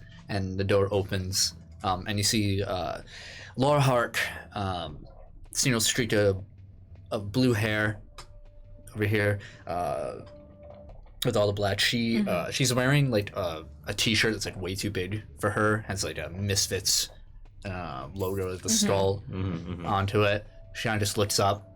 You can see she's like wearing shorts underneath. Her cap is like, she's just holding it in her hand. She's like, oh, hi, nun lady. Little nun, sorry. What's up? You selling something? No, I just thought I'd pop by. And I brought Bowie with me. Narrows her eyes. Come in. I like walk in. Yeah, so you walk in, there's a staircase in front of you over there. To your right, there's this like dining area, and past it is a small kitchen. You can see that in the kitchen there is stacks upon stacks of dishes that need to be done. On the dining room table, there's like a china bureau set up beside it over there, covered in dust around. And to your left, when you walk in, is like this living room area with a decent sized fireplace in the corner. Looks like it hasn't been touched in years, or well maintained at all. And on the floor is like sprawling pieces of what looks to be like a puzzle. There now, you can see like a portion of it has already been done. It's like you see like a butterfly, like a blue butterfly, and sitting in front of the couch, on the floor in front of the puzzle, you see Liam, the slightly, chubbier, like short hair brother, Liam Hark. Look over and just trying to like, a little too shy to talk. Laura says, come on over here. Just helping my brother with a stupid puzzle. Oh, that looks like fun. Yeah, if you like that sort of thing. Liam loves that, right? He has a crush on you. No, I don't. Shut. Hi, Liam. Hi. I brought Bowie Pretends to today. shuffle like pieces of puzzle. That's good. Could make sure he doesn't eat a puzzle piece, please. Don't eat the puzzle piece, Bowie. It leaps out of your arm. Just starts sniffing around everywhere. Yeah. How are you guys doing? We're good. Laura's just kind of like standing, like Very arms standoffish. Yeah, and it's like between you and Liam. Mm-hmm. So like, Yeah, I just stand like in Yeah. the same spot. I don't try to go in or. yeah, and her eyes are like darting towards Bowie, like trying to focus on you, but like every time Bowie like gets within her peripheral, he's just like sniffing around. I brought him to play. I felt badly about the last time I've seen you.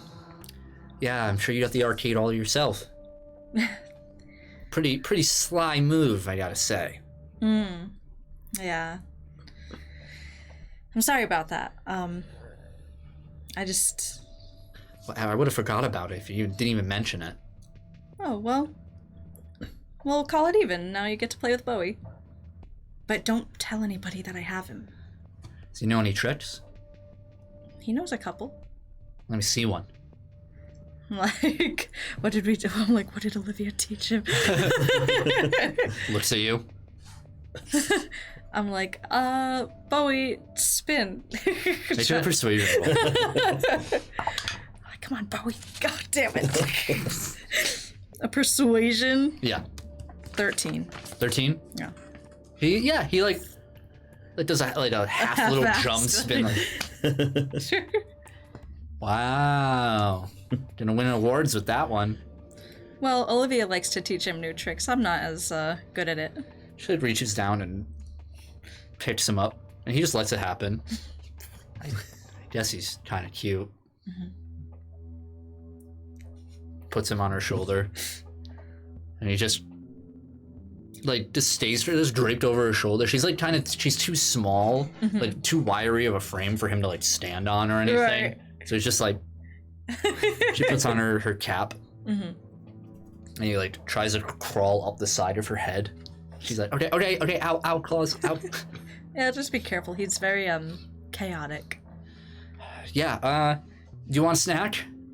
I'm okay, thank you. Okay, I'm gonna get a snack. Okay. She like brings Bowie into the kitchen, and you hear like their cupboards opening and like rattling of like dishes and like wrappers opening up. She just like comes back with like a Nutri-Green bar. I don't know. Like feeds some to Bowie. Is your mother home?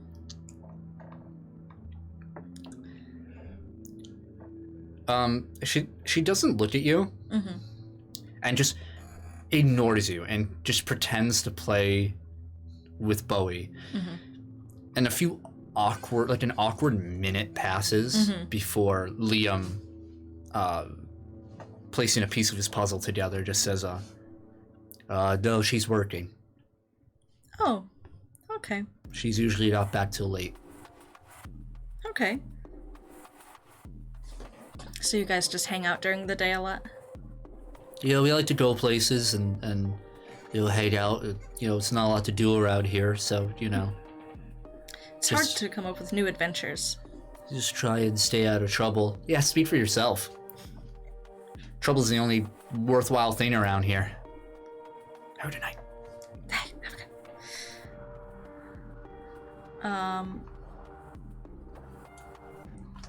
What do you guys like to do around? I know you have a pretty good reputation, Laura. Yeah, I'm pretty cool. Trying to turn this place upside down, You're doing a pretty good job. Yeah, if that stupid Sheriff Stone would stay out of my business.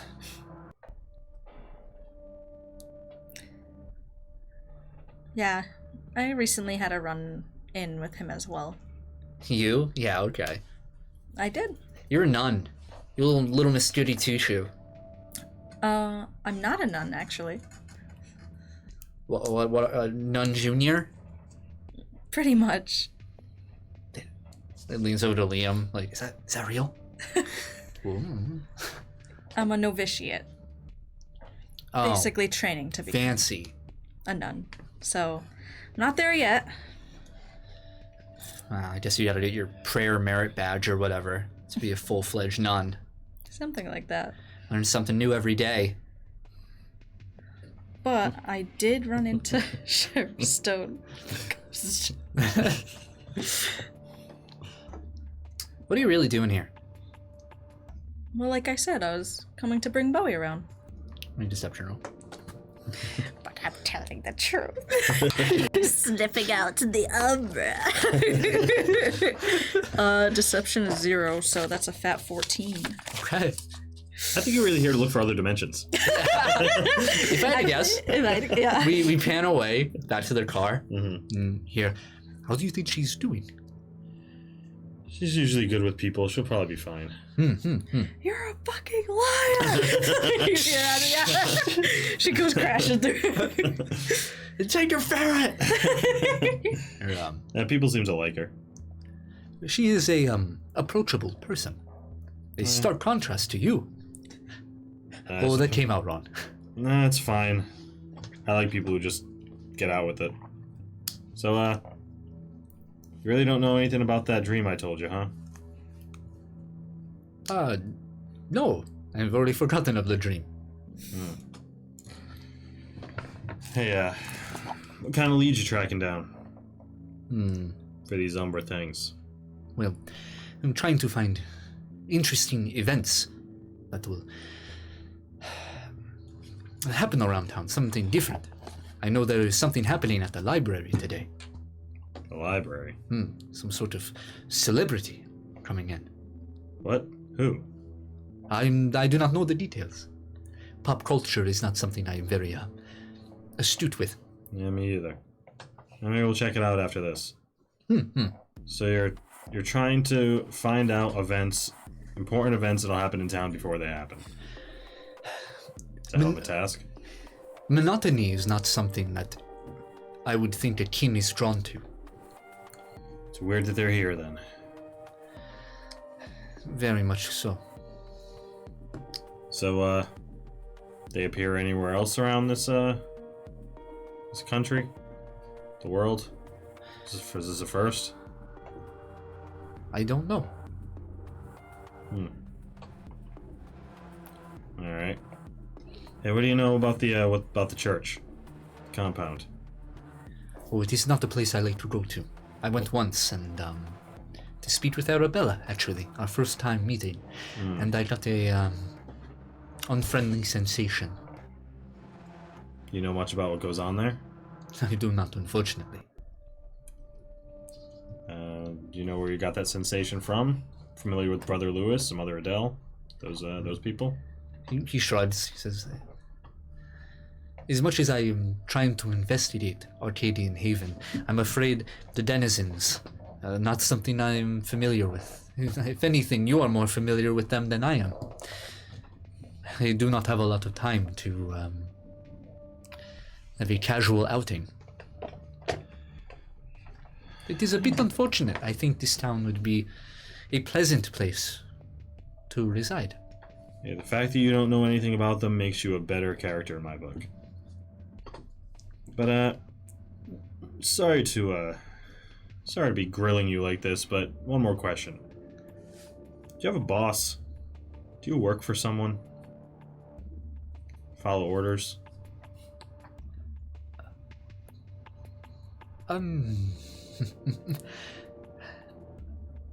I suppose I do have a boss. I mean, most of us do, in some ways, but I am very fortunate enough that I can function on my own merit and make my own decisions. Well, that's something that we all don't get in life, so yeah, that is pretty lucky. Very fortunate. You heard of Bleeding Edge? I have not. It sounds... cutting edge. Yeah, okay. Sorry for all the questions. Just, gotta suss people out sometimes. We pan back inside, and Laura looks at you and just says, "Are you here to babysit us?" No. Did my mom call you to come in here? No. Yeah, okay. She, doesn't like throw Bowie, but like Right. plops him down. Yeah. This is I can't believe her.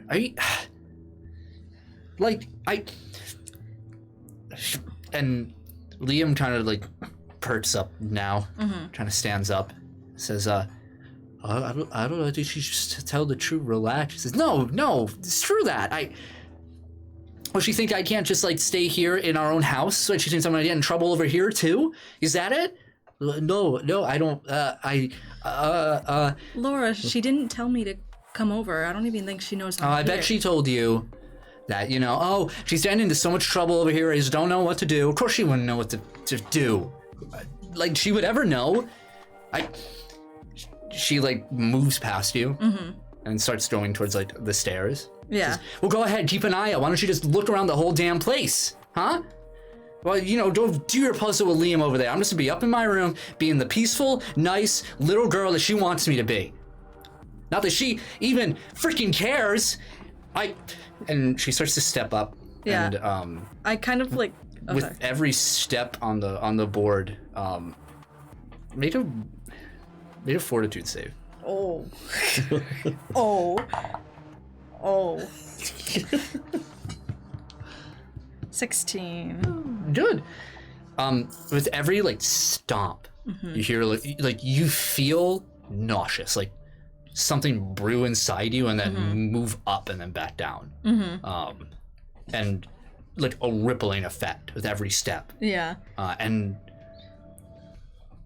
you look down and you see Bowie just like perk right up. Yeah. Hair stand up. She says, yeah, she's just rambling now as she moves up. Laura, please come back down. Laura, it's not... Your mom didn't call me. Can you please come down here? She says, I'm like trying to like take deep breaths, trying not to be nauseous. why? So you can give me the same talks every night? The same talks over here. You're like a broken record. Be just like her. No. Nobody wants to be just like her, I'll tell you that much. Laura, I'm not going to lecture you. Well, you would be the first, wouldn't you? The two of you inside their car. He says, it is okay that you are grilling me, so to say, though it doesn't help you're non-approachable. And he looks at the house. What happened? I think something is happening. You got a spider sense or something? I'm not a spider. And if there are spiders in there, I wouldn't know. Well, what's going on? Cut back. Laura, please come down. She turns a corner. She turns a corner and, like, you can't see her. And you hear just like the slamming of a door. I kind of look over to Liam. And I'm like, are you okay? He like sits down on the couch now, kind of ignoring the puzzle. And he says, it's been getting worse. They fight a lot. It happens a lot when you're growing up. I wonder if it'll happen to me. Everyone's different. He just like brings his knees up to his chest, kind of wraps his arms around himself. I kind of like look up the stairs and look back at Liam. Has this been happening all the time? Or just sometimes? Can't happen all the time. Mom's never home. She works a lot. Yeah. And when she is home, she's studying for her test. I bet she misses you guys a lot. Laura doesn't think so.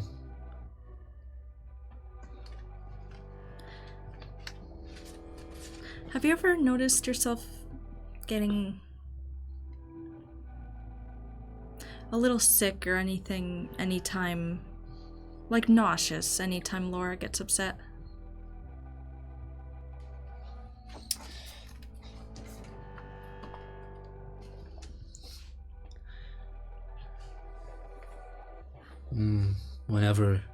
Whenever they start fighting, it gets a little,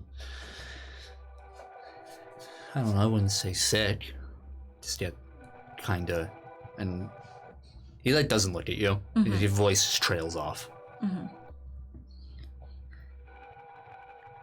Is it okay if I try to go talk to her? I don't think you should. Why not? Laura doesn't really like to talk. She isn't a good talker. If you're below a certain volume, she just won't even talk to you, I think. I think that's why I get away with so much with her around.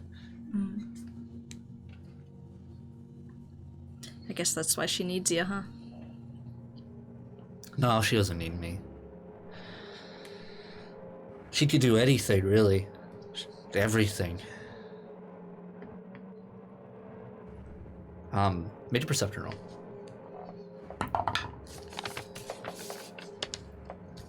$19. Nice. You look kind of like past him, behind the couch. And you see there are windows with curtains shut that would look towards like the front. And there's this like table. And on it you see photos, like family photos. And it's weird, you look at one and it catches your eye and you feel as though you've seen one of these before. Just earlier that day, there's a framed photo of you, Mother Adele, Brother Lewis, Sister Miriam, Olivia, all in the garden of the convent. All dressed in, you know, just outdoor attire, working the garden and laughing. And in a flash, you see the photo change, and all you see is rows of compiled corpses with fresh blood, short hair, and all these bodies, young. And your eyes are drawn to it in that moment. And then, normal.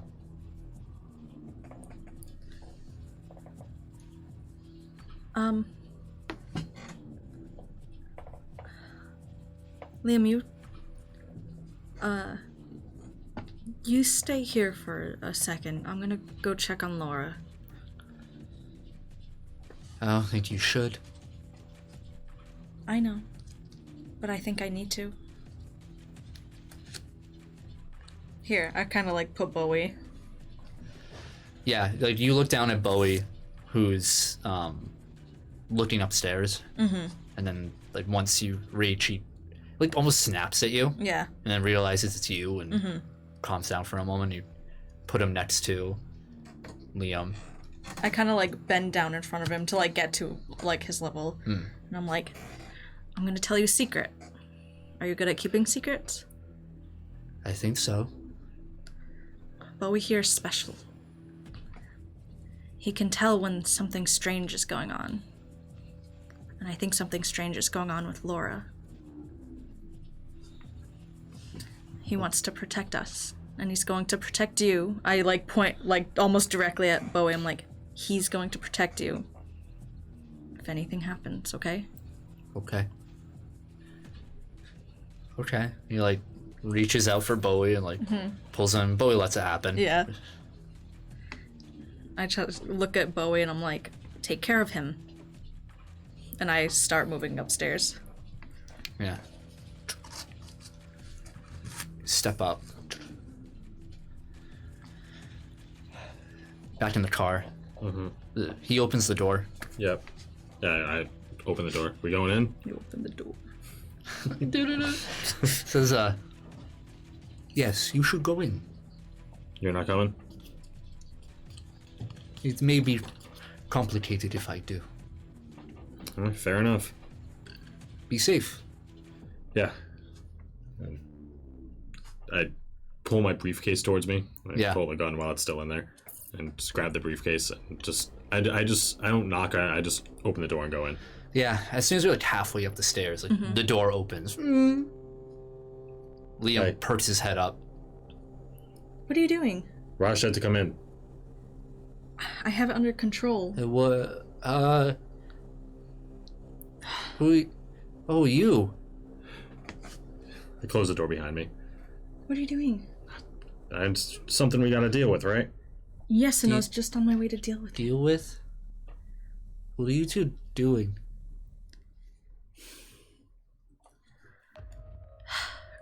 I kind of like make my way back down the stairs. If you don't want Mr. Stayer here in your home, you tell him to leave.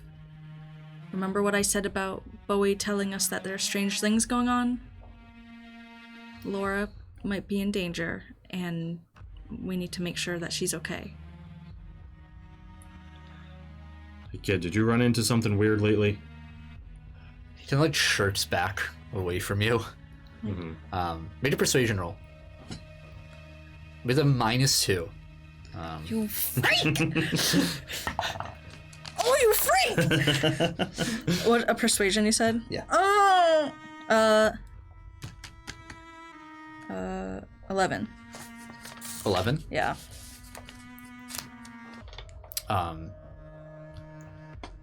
He like shuffles up like to the farthest he can in the couch, like away from you. And he's like, he like stands up.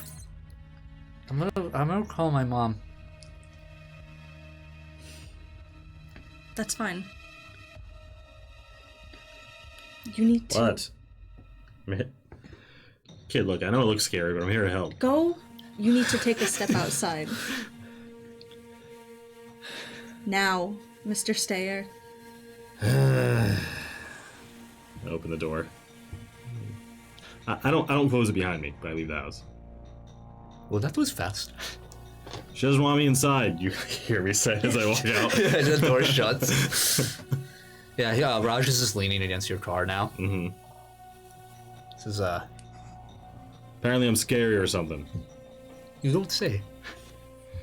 Were you grilling the child? I just walked in the damn house. Well, we all have something we need to work on in our lives. Yeah. I turn away from him and I start looking at the house, like looking at the second story windows, seeing if I Sure. can like see anything weird happening. Yeah. Arabella, so Yeah, I kind of, he like walks away from you now. yeah. And I like watch him walk away, and then I kind of run up the stairs. Like, yeah. and as I'm going up, I'm like, Laura. To your right, there is a door. There's 2 doors. There's one in front of you, like towards the right. It looks like it's open. It's a bathroom. You can see like a couple like child toothbrushes like in the in a holder on the sink over there.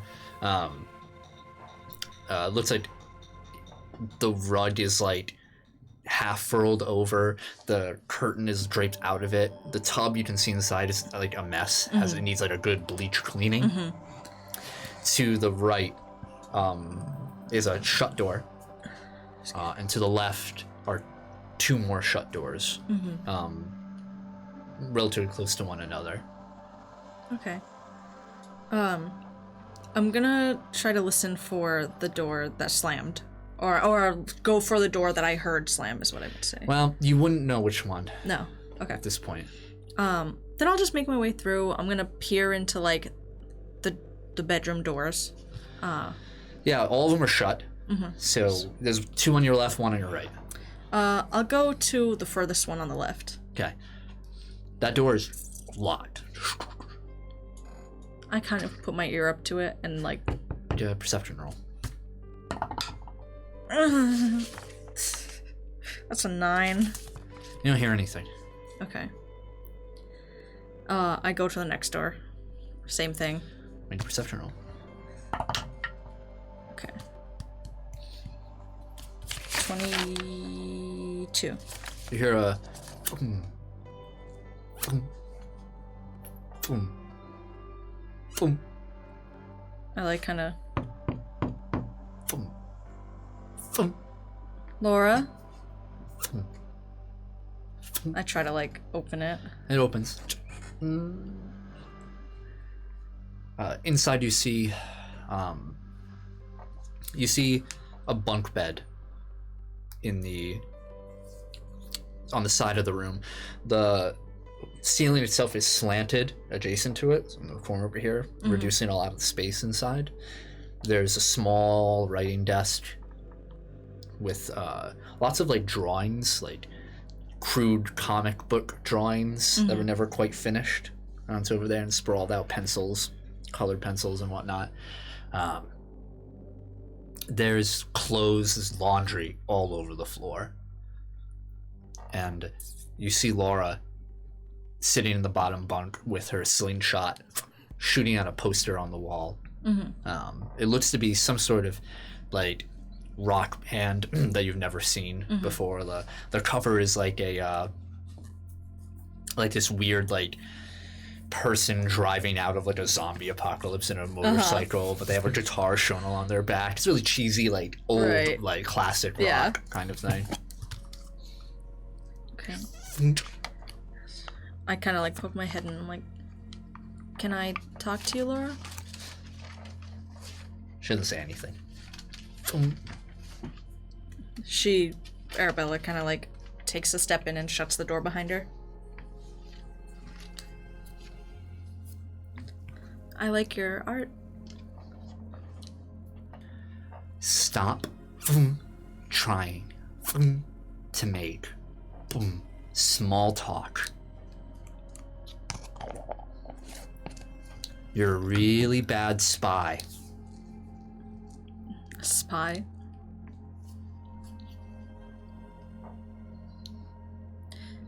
Mom can't stay home herself, so she's got to send you. Little Miss Goody Two-Shoe Nun. I bet she'd love to have you.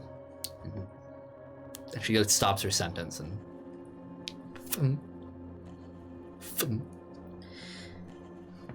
You know, I also like to draw. But... I'm not always very good at it.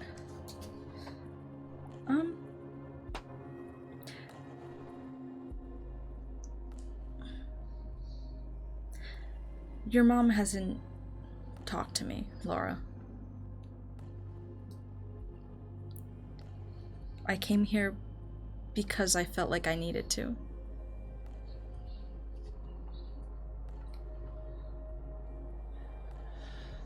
You have some sort of religious vision or something? I don't. Unfortunately, I guess... You know, I'm not fitting in as well as I'd hoped I would. Bowie's pretty good at picking up on stuff, though. She swings her legs around to sit on the side of the bed. She says,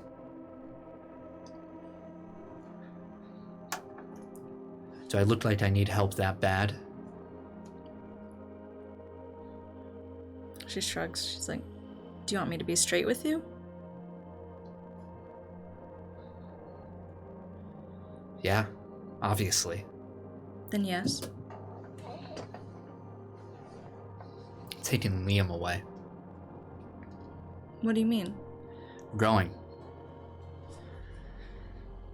It's not right for us to be here. Gonna go find our dad.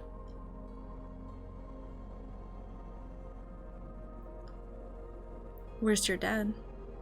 I don't know, but I'll find him.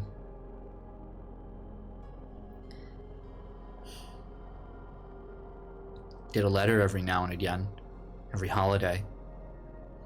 No return address, though, but I'll figure it out. Can't be that hard.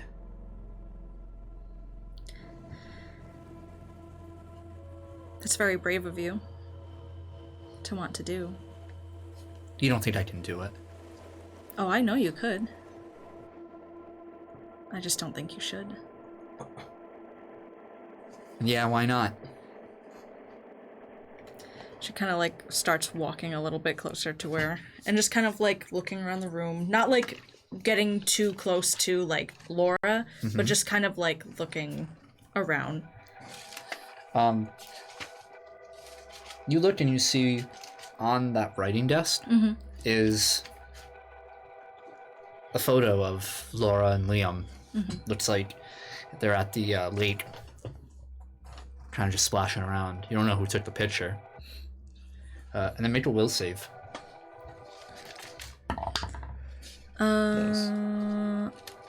17. 17? You suffer 1 level of fatigue. It's just looking at it.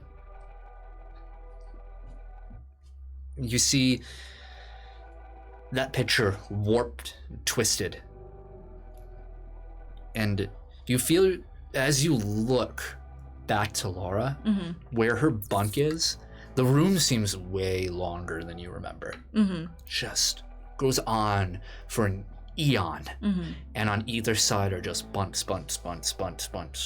all throughout, almost like a barracks. And in each single bed, at the top bunk, you see a hand just hanging out, and with a crimson trail down their fingers. And feeling that moment, all of the hands point to you, and you're back in a blink. She like, when she sees that, she audibly like gasps and just like,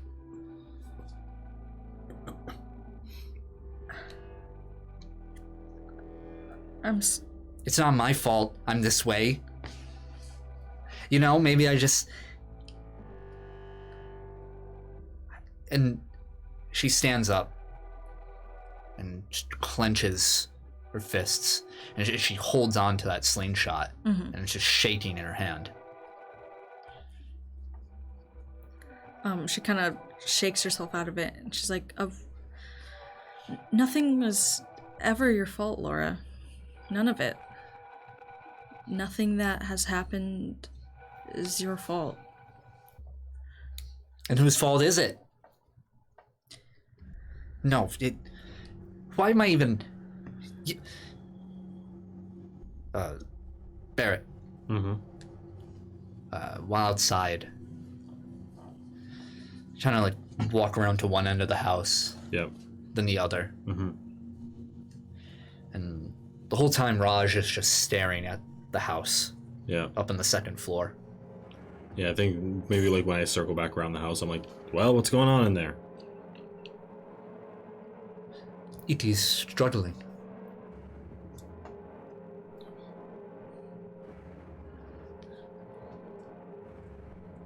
Need more than that. It is conflicted? Is Arabella okay? I do not know. I kind of like go to my car and I'm just like tapping my foot. Girl's gonna get herself killed. Barrett. Yeah. Why are you here? What do you mean? Looking for these things. But why? Because what would happen if we didn't?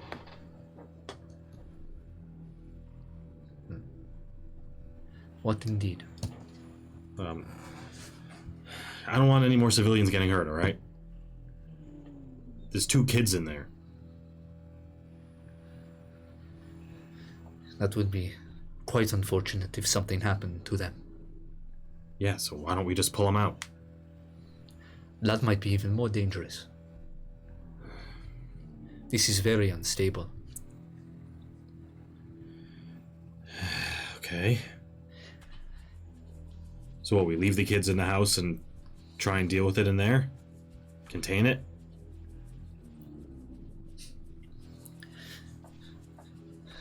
Part of me wants to just let it happen. Let it ride its course, but we can't let it go too far. Yeah, I don't like the sound of that.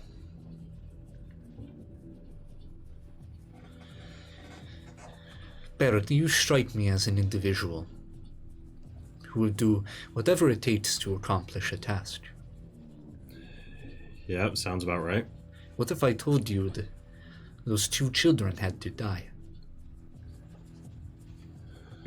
90% chance you're just some asshole then. He doesn't say anything more. Back Kind of just like look at the house, just like. Back in her room. Mm-hmm.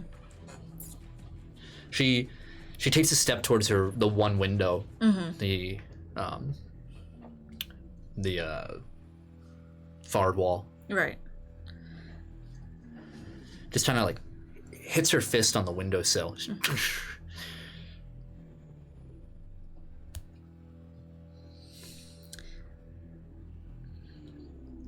You think she'd take the hint? You think that maybe a day off wouldn't kill her?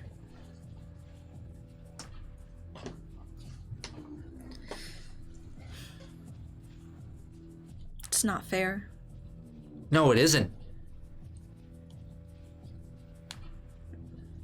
You didn't ask for this life.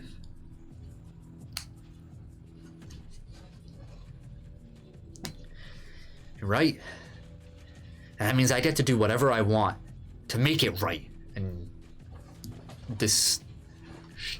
the walls around her, you just see this shift in the texture, and just you could swear you see like a glimmer, a glint, as if moisture is seeping from the walls. Mm-hmm.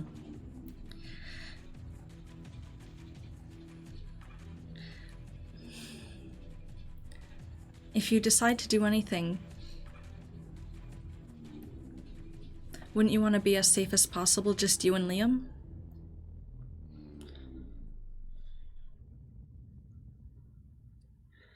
Of course I want to be safe. And I want him to be safe. And I can't do that here. Why not? Because I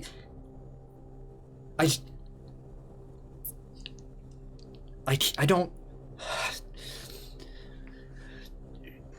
She like, turns back to you, and she grabs a slingshot and reaches into her shorts pocket, and she just pulls out just like this large like plastic like projectile, this round ball, and like points it at you and just says, you know, whether you're here for my mom or not, I mean, I don't think I like talking to you like this. Would it make you feel better to hurt me?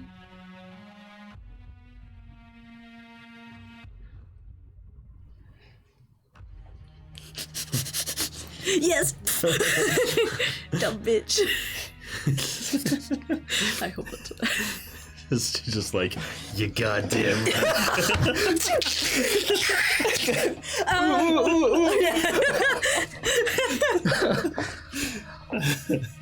Says, It's easy to want to hurt others when you're hurting yourself. You feel angry at others for not doing what they should do, for not giving you what you want. And sometimes maybe you get angry at yourself, too. And this anger burns. And if you let it, it could become dangerous. maybe I want to be dangerous. Does whatever I'm doing now, well, it isn't working. And maybe nothing will work. Maybe I gotta try everything I can.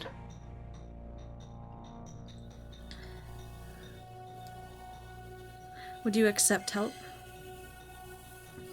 Not from you. I don't need it. I don't need anybody else. But you want them. Will you just, like, get out?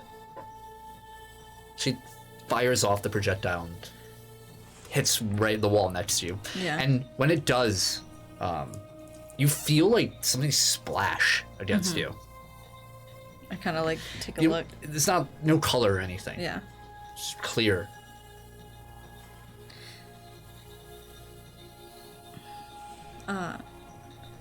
You want people to be around. You want your mother home. You want your dad around. And all of it feels helpless. All of it feels out of your control. But it doesn't have to be that way. You can have people in your life, Laura. You can have a mother who loves you, a father too. You can have friends who will help you, and Liam, with what you both need. You can take control back of your life, Laura.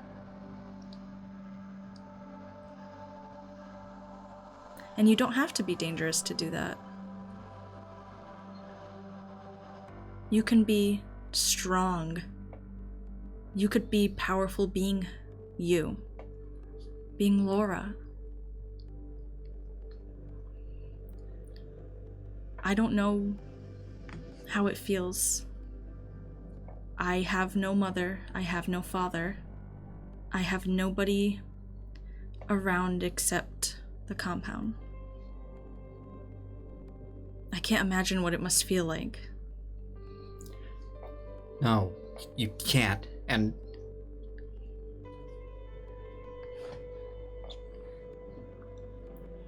maybe there is a way to make this better.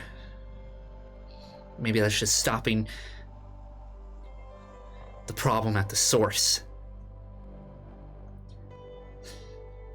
What do you think is the problem?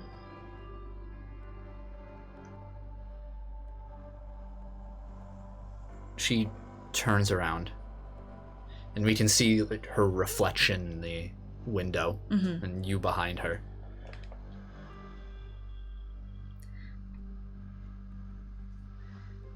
I can tell you one thing, Laura, it's not you. We pan away. We cut to downstairs. We hear the click of a landline phone. And Liam walks around to the front of the stairs, looking up, with Bowie right behind him. He just looks around, and when you start to hear voices, familiar voices, but echoing all throughout the halls. We hear Laura, and we hear Deandra, their mother, yelling back and forth.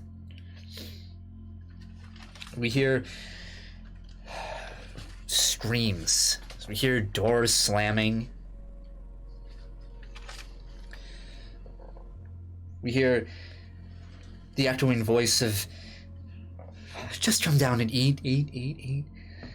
Well, what, you're gonna stay home for once? Ground me? Not tonight, Laura.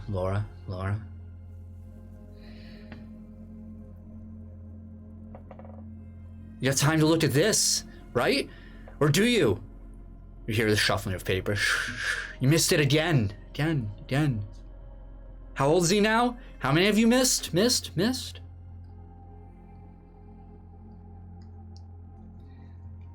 I'm leaving. I'm going. You're not going anywhere. And as these voices are yelling back and forth in contention, Liam grabs the sides of his head and he runs to the dining room table and crawls underneath it and just hugs himself as Bowie looks upstairs. A slight trickle of energy coursing from him, and he looks back at Liam. Upstairs, Liam, and crawls towards the boy and just starts nuzzling next to him.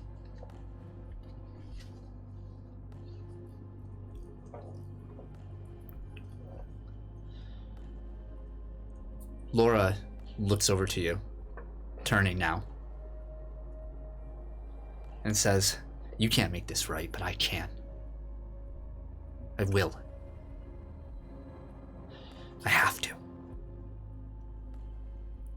And she grabs the slingshot and no ammo or anything, like pulls it back and just aims it up. And you can see in the slingshot this ball of inky black energy tripping down. And make a strength roll.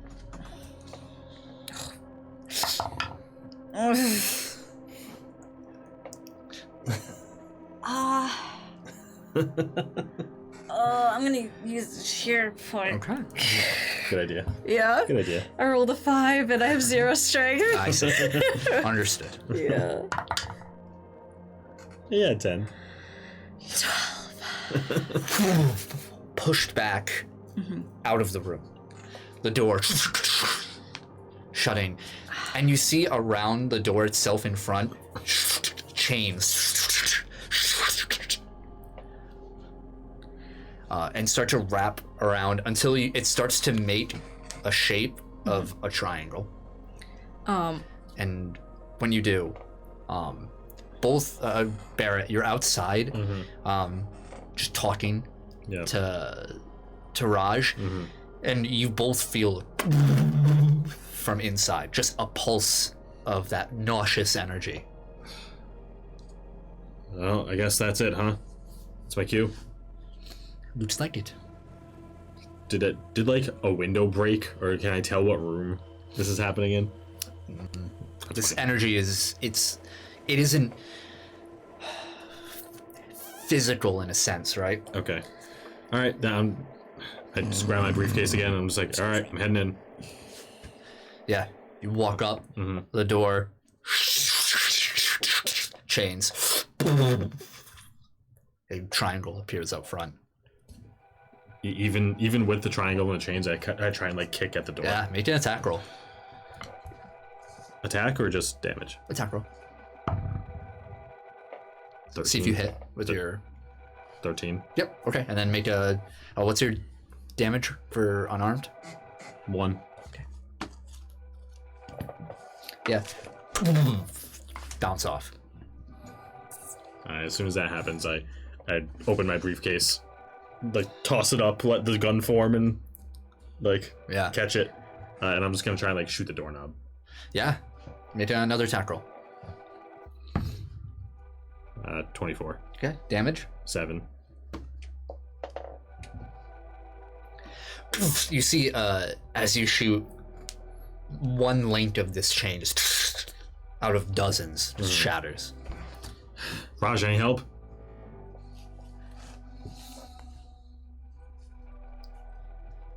He steps beside you.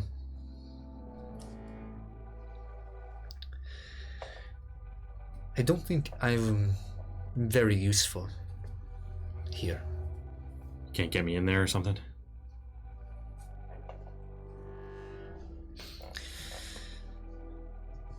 Something is a key to this.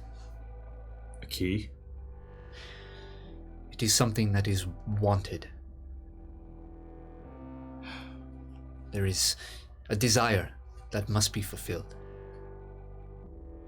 Okay, so one of those kids wants something, I have to find it. Yes. I don't think I'm the person for this job. Okay. Sure, where to look? I just kind of walk back to the car. Yeah, and Raj doesn't follow you. He's just staring at the door. Okay. Back inside. Forced out. Back into the hallway beside the stairs.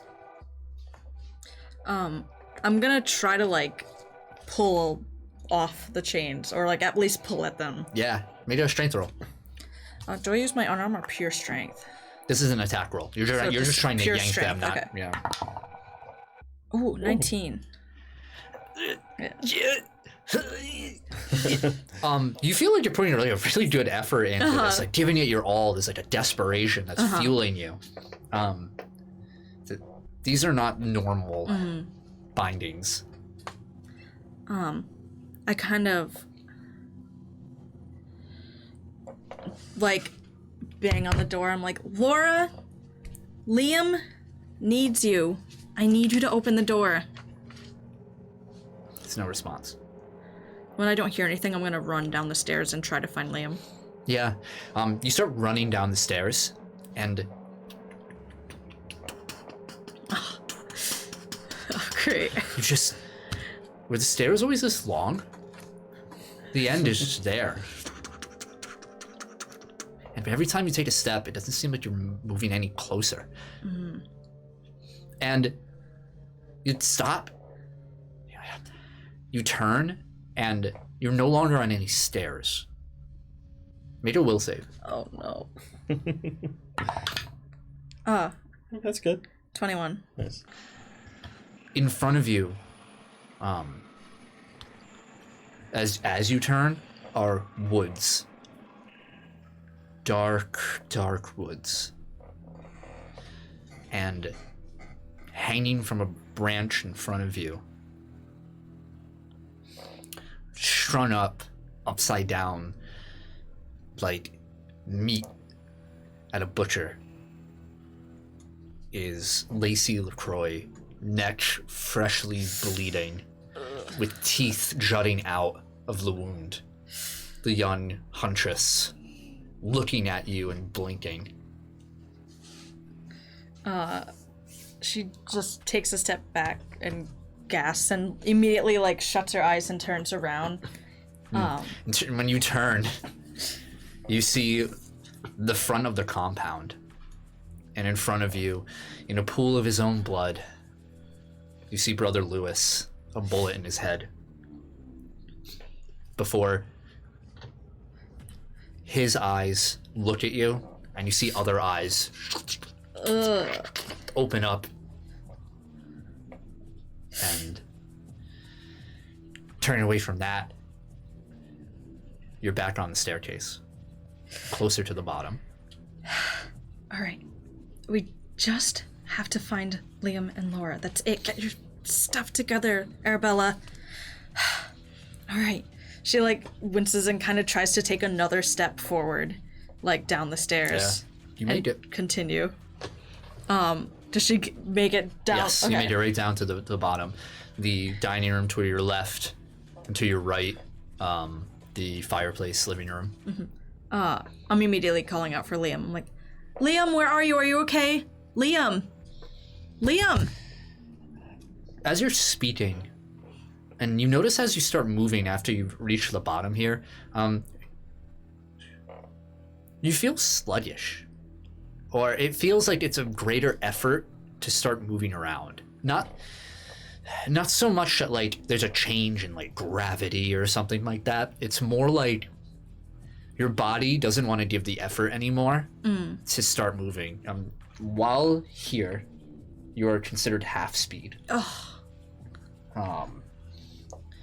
And the objects around you, you see like vases with dead flowers in them. You can see past into the kitchen all the dishes and everything there, like magnets with, you know, the little like school calendars and stuff on the fridge. Everything just looks like it's just melting. Nothing dramatic. It's just so subtle. But it's like as if not only has your body given up the will to just keep moving, it's like every conceivable facet of this home is giving up. She's gonna try to fly. She's gonna try to bring her wings out. Yeah, your wings flare out. And she's gonna keep calling out, Liam, Laura, one of you please respond. And she's gonna try to like move Yeah. You can move. It just Right, it's tiring. That fatigue that's washed over you from before, it feels so heavy. Barrett, what are you doing? I start like pacing back and forth outside. I'm like, all right, okay, what could they possibly need? I kind of look over to Raj. I'm like, what does a kid with a bratty sister and no dad want? He looks over to you.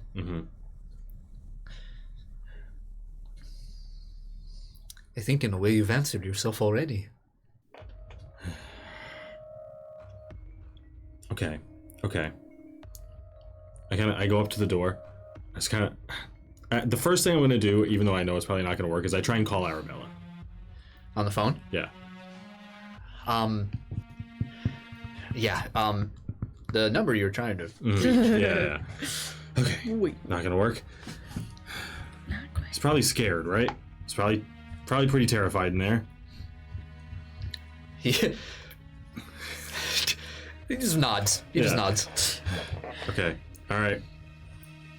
I go to the door, even though it's like chained up with a triangle on it, and I just kind of like yell. I'm like, "Can you hear me? Can anyone hear me?" There's no response, and Raj he turns his back for a moment, and he starts backing up towards you. Yeah. And he just covers his eyes. What are you doing? And he just reaches back, and he places a finger on like the center of the triangle. He says, "I am doing nothing. Remember it as nothing." And just a faint light just pulses into the triangle, and the triangle fills in for a second with this darkness. Speak. Hello? Arabella, being next to the door, you just hear a faint hello. Hello? Who? Liam? Laura? Hey, it's me. I'm here to help. Where are you? Outside. I need to find Liam and Laura. Laura's in danger. She's just looking for her parents. A few more seconds. Nothing more. They're looking for their parents? Yes. She just wants her mom home. Go get her mom. Yeah, alright, on it. Pulls away. I did nothing. Remember that. I did nothing. That's fine. Yeah, thanks. Okay. Son of a bitch. I'm gonna call the sheriff's office. Okay. Yeah.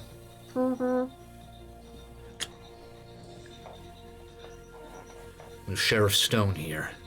Sheriff. There's something happening here at this address. Those kids, Laura and Liam. Slow down, son. Who am I speaking to? Barrett Stair. I see. What is this? What are you talking about over here? What's the emergency? Those two kids, Laura and Liam. Hark, kids. Hark. There's something happening at their house right now and their mom isn't home. I don't know her number. You have to get in contact with her. What's happening over there? A lot of loud bangs. I think someone broke in. Alright, I'll be over immediately. Yeah, okay, good. Hang on. Okay.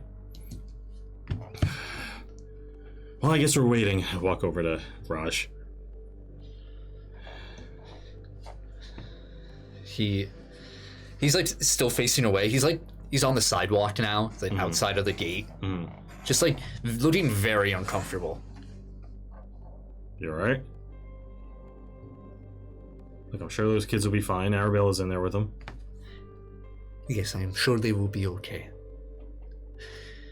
I don't think your friend will come in time, though. I don't know what else to do. You know what? What am I saying? I go back up to the front door and I take out my gun. And I keep shooting at the chains. Yeah, we just see... What's going through Barrett's mind? That he just doesn't want these kids to die. And that there's he doesn't like the aspect of civilians dying, and even less so kids. Mm-hmm. Yeah, so these bullets, as they just ricocheting off. You notice that nobody around has been. There's no lights in any other house around you. Mm-hmm. No one's noticed the sniper shots. No. After firing a few more shots, I kind of like look at the houses nearby. It is expanding. What does that mean? We're in it now? In a way, yes. The influence of the Umbra. Great. He steps a little farther, like with every step. Like he just almost at like the street, like past your car now. If you need to get out of it for some reason, I don't blame you. It just would not be wise for me to be here. That's fine. Get out of here. We'll deal with it.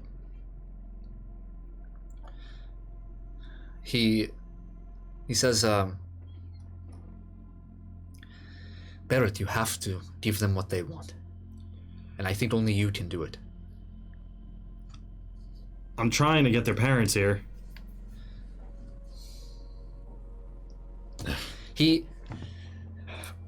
turns back around and he steps forward. And when he does, you feel him, like, he winces a little. Not in pain, just like expecting something to happen. Yeah. And walks up to you. And it grabs you by the arm.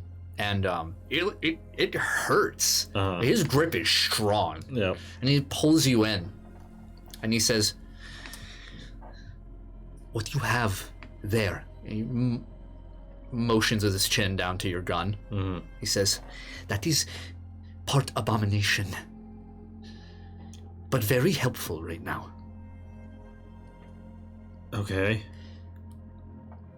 A long time ago, when all this first started, you were someplace strange. You were in an Umbra. And it came to you. I'm not sure I know what you're talking about.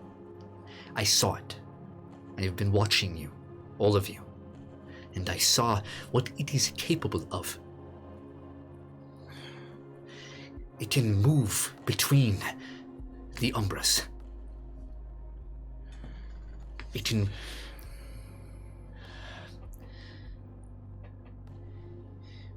It can move past them.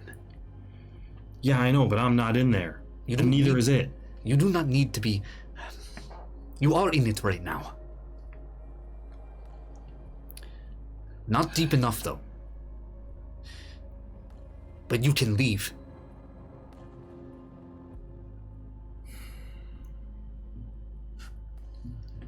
Okay. You think that'll help them in there? You will have to. Go get her. I'll do my best. He lets go, and he very quickly starts walking away. And as he does, he gets a little past your car and is gone. Okay. I just kind of like hold my gun. Just kind of look at it. Okay. I'm gonna look through my scope. Try and like look at the house, like at the windows, like try and look in. They have a perception roll. 23. You can see, and it's strange when you looked through the scope. It looks normal over here, but as you looked at every potential entrance or exit of the house, you can't see it with your eyes up above, but you see it through the scope. Those chains and that triangle symbol on every window. Okay. And like, with each passing moment, you can just see another chain just add to the bundles. God, okay. Think, Barrett, think. I'm gonna try to go out towards where Raj went.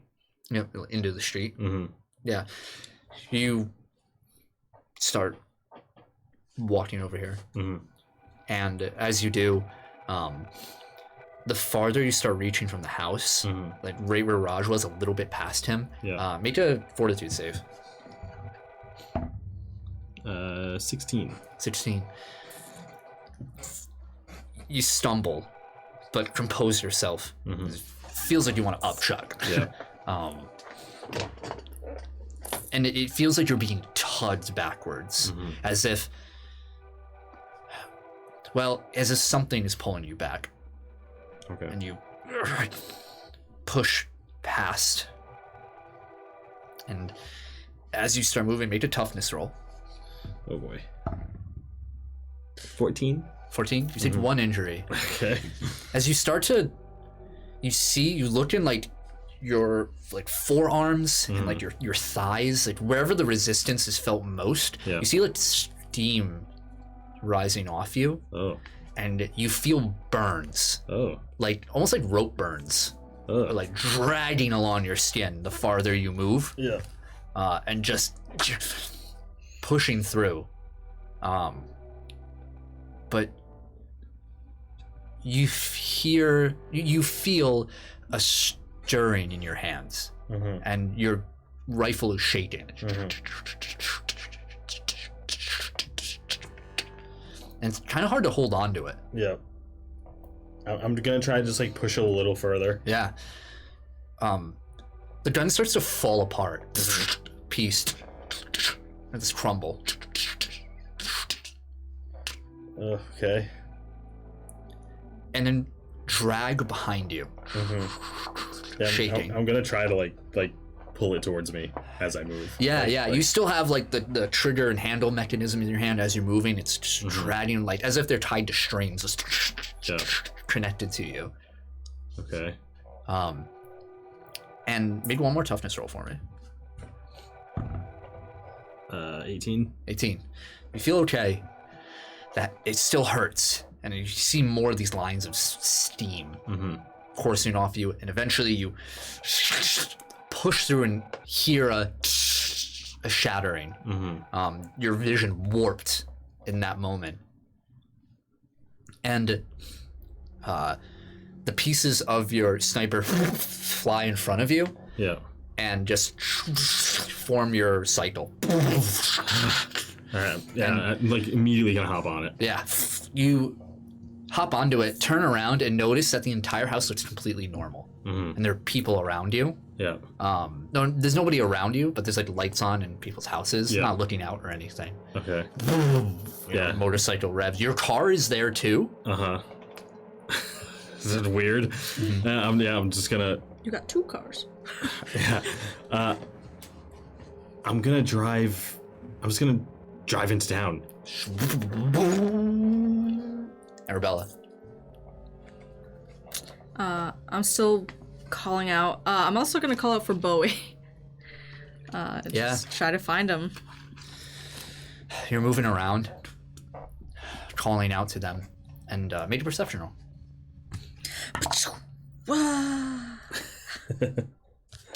I rolled a 1. That's a 6. Well, your eyes are closed. You got plus 15? No, plus 5. Oh, I thought you said 16. 6 total. Oh, they said 16. No. Sure It's it's like plus some 5, sort of... 6 total. Alright, yeah. Somehow in this, like, small abode, you're getting lost. You're, like, walking in circles. But it feels right to you in some ways, but you're slogging through. And the photos along the fireplace and the walls you see nailed up, all these framed family photos are just constantly changing and showing you Lacey, all of these children. You even see at one point the half blown off head of Mr. Sales looking at you. And the sales photo is like posed upward, like standing as if for a portrait, but the tongue is lolled down. You just see like half row of teeth, still in that big smile. At this point, after trying to go to the house, she kind of starts like getting panicky, and she just kind of stops for a second and like kind of falls to her knees, and she's like, "Would you just stop showing me all this?" And she just like kind of sits there for a minute and just has to like compose herself. You see like your wings like kind of just like envelop you for a moment, and the bright, almost luminescent white feathers like flash change from it into that fleshy, not familiar to you but familiar to us tone. You normal, but these wings now have just changed into something else. And like you look down in your hands and they're clawed. At that point, she starts like full on panic, like almost trying to like not rip her arms off literally, but like trying to like like their gloves, like no. Yeah, make another will save. Oh, I already used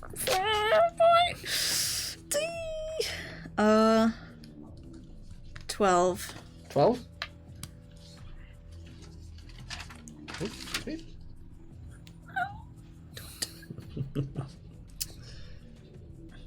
So you become exhausted. Oof. Oh no. So that is that just the 2 levels? Yeah, so you're okay. automatically Not up out. to the 2 levels. Yeah. Okay. You just are clawing at yourself, and you can see droplets of blood dripping onto the floor. Until something like hits against your enveloped wings and flashes back, and you see that you've been clawing at your arm, but it isn't as severe. You feel you're sweating profusely. When your wings throw back, you see Bowie like standing there and like running away. She, as soon as she sees him, she like tries to chase him, and she's like, "Where are you going? Please don't leave again." You just, and you see the energy sparking off of him, that horn, the pyramid-like triangle shape, fully protruding now. Yeah. As he starts running, you've just sworn this home is not this long. Yeah. And you're just running towards the dining room, the table getting just a bit closer each step. And she's like huffing and puffing, like exhausted. She has like tears streaming down her face, and she's just kind of like whimpering, trying to call out for like, "Laura, please, like please, Liam, I need to see you and make sure you're okay." You run, and suddenly the table shoots forward, and sitting at it, you see Lacey LaCroix, not at the head, but just on the side, and filling the rest of these seats as it just goes on and on and on. You see a bunch of children, and sitting at the head of the table, you just see Mother Adele standing there, or sitting there, excuse me. I look at Bowie. "Where did you just bring me?" She says, "Child, look at all this. Look at what you've done." No. This is fake. You're fake. This Why did I not even take you in? Stop. This is Bowie, where did you bring me? You think you can just run away from all of it? Child, that is just what you are, child. You're not Mother Adele. And what if I'm not? This is all fake. No. Child, this is not fake. I'm just trying to help you. Where's Liam and Laura? She's like trying not to look at any like of the table, like constantly like right under your nose, child. If only you would just look down and see. She like looks. And as soon as you like look down, you see crawling on the table now, you see Mother Adele. And as she reaches out, you see a clawed hand sink into the wood and drag. And her skin starts to crumble. And her clothes begin to melt. And two wings just along. And as the wings come out, they like brush aside some of these kids who are sitting down and clean cut their skulls through. And they crumble. Child, child, child. Accept it. This is what you've done. I haven't done any of this. You did, not me. You are not a part. You can't be a part of me. We cut away.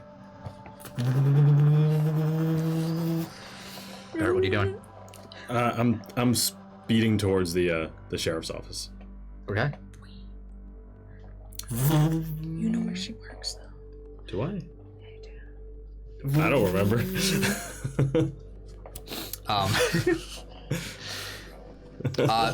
On the way there, I mean, you hear a siren. And it's a couple streets away. I'm just gonna turn directly towards the siren and start like driving towards it. Make a vehicles roll.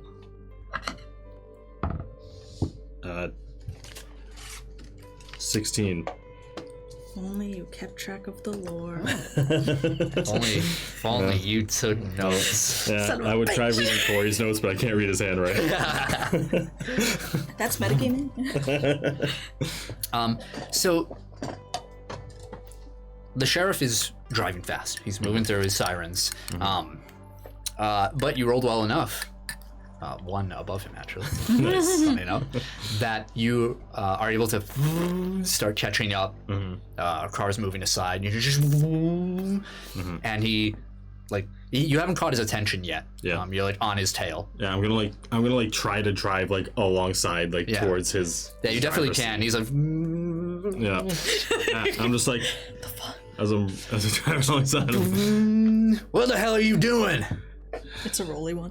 It definitely is. It definitely is. Yeah. Do you have their mom with them, Miss Hark? What? No, I don't. They need their mom. I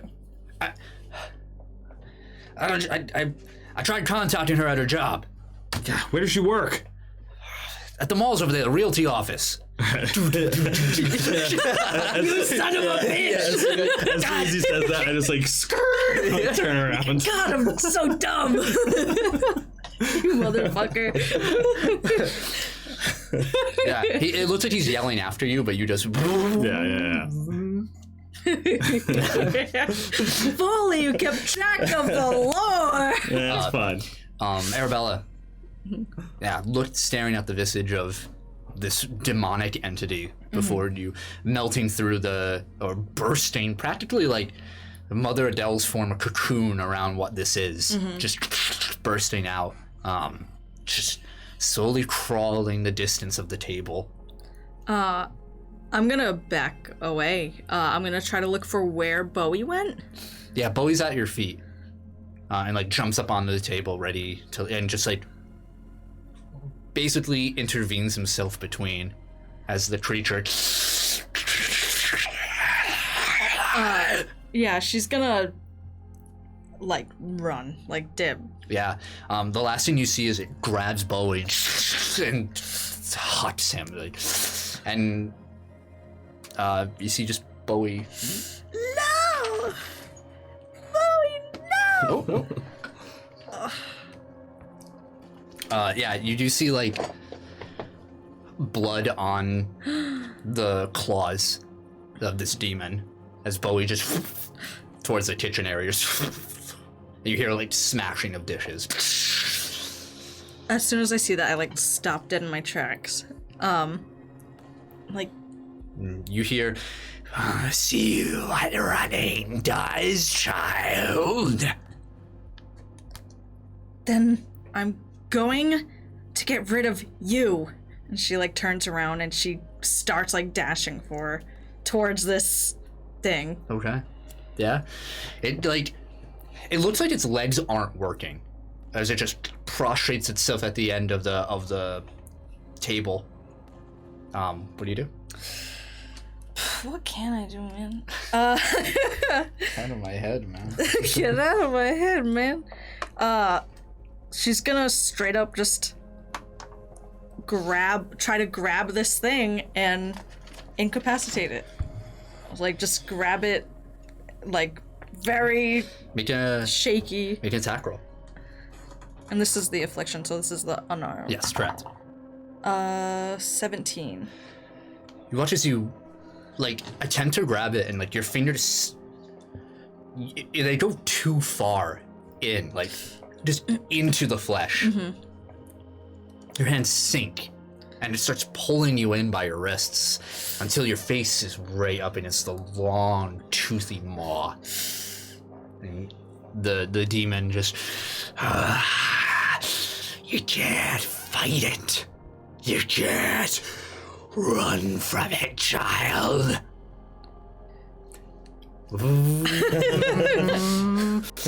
Trotting back. You see in the 2 streets away the large mall complex. Yeah, I'm gonna like, I don't like drive like right up to the entrance to the building, like past the parking lot, and just like skid to a stop and just like jump off and Like ghost whip the. yeah, and just jump off and run in. Yeah. You see the familiar. You have this like, this very quick flashback of the last time you were here, of seeing the Mr. Sales for the very first time. Yeah. And you open the door, and you see at the desk, you see a woman, black hair, familiar. You've seen her before. Yeah. Clear resemblance to the Hart children. At her desk, Yeah. there's like a textbook. It's like a rather more like a guidebook essentially. It's like essentially it's the realtor license like study guide. Yeah. She's like taking notes. It's like, Miss Hark. I just kind of like run up to the desk. I'm like, yes. Miss Hark, I think someone broke into your house. There's something going on. Your kids are in trouble. I already called the cops. Your kids need you. I called the cops already, but I don't know if they called you yet. How do you? She's already like getting up. Like I made a persuasion roll. Persuasion, my specialty. Wow! Just do it, I'll fucking kill you! 14. 14. Yeah. She's maybe not going as fast as you want her to. She's like there's a hesitance to her. Yeah. Clearly there's like a need for protection, but also like it's very sudden. Yeah. She's just like, I don't. We met before. Yeah. Barrett stare. Yes. You said someone broke into my. Yeah, I was driving by. I heard a bunch of loud bangs. The door was open. I think your kids are in trouble. The cops are on their way.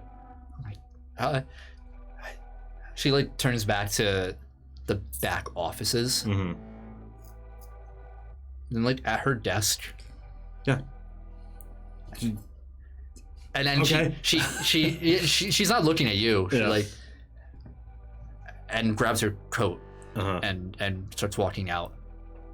All right. Yeah, I'm just gonna like go out like behind her, just like walk behind her. Yeah, she's like, thank you for letting me know, Mr. Stare. Yeah.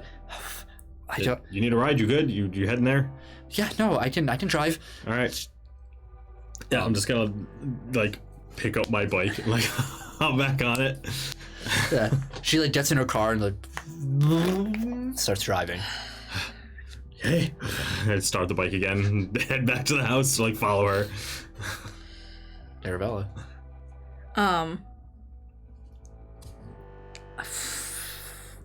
Yeah, she is screaming, like trying to pull her hands back.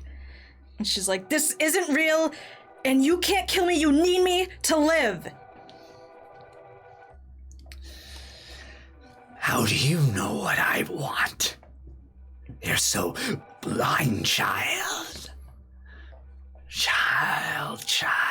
I'm not a child. All the kids sitting at the desks, even the ones who had their heads severed by the wings, like just turn and you just hear child.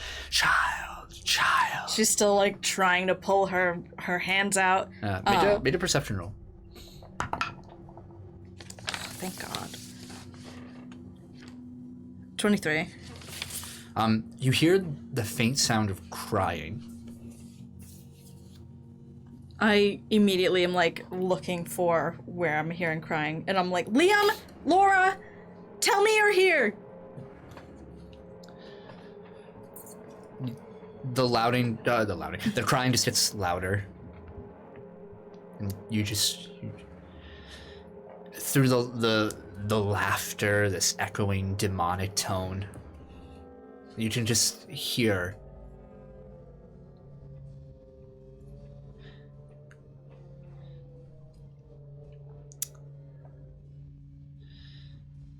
I don't know what to do.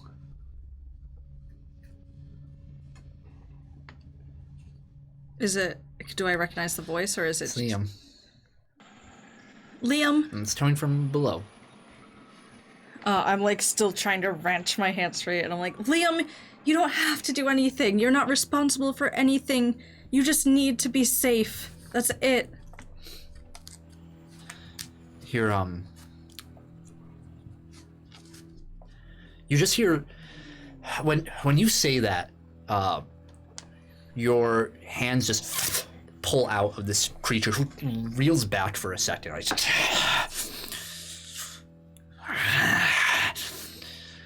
She immediately like ducks underneath the table. Yeah, it just like swipes at you and just misses, and you hear that word. And you see down below, when you move below, the table is its normal length. Mm-hmm. And you see at the end, you just see Liam hurting himself. As soon as I see him, I'm like, oh, Liam, come here. And then I like just like wrap myself around him, like wings and all, just like keeping him like, you're safe. I will keep you safe. I promise. Around the table itself, you can just see fluid, like waterfall, just green. It's just that scarlet red. I like cover his face. Mm-hmm.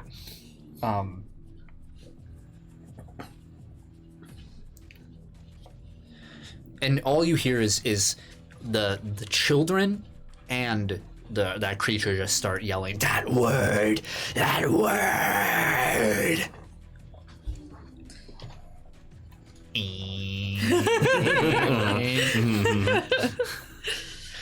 Every second feels like an eternity. Yeah.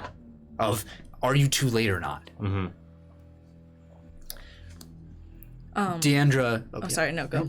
After a few moments, you wonder, like, she's not really driving as fast, and as every passing second, that worry kind of wells up in her, and all those possibilities running through her mind. She starts running that stop sign. Yeah. You know, and turns a corner to her street. You see the house. You're long behind. You see there's a cop car. Yeah. In front. Yeah. As we get close, I'm gonna try and like cut her off. Okay. In front. Yeah. Yeah. She stops, like almost hitting you. Yeah. And when she stops, I'm like, get out! Come on!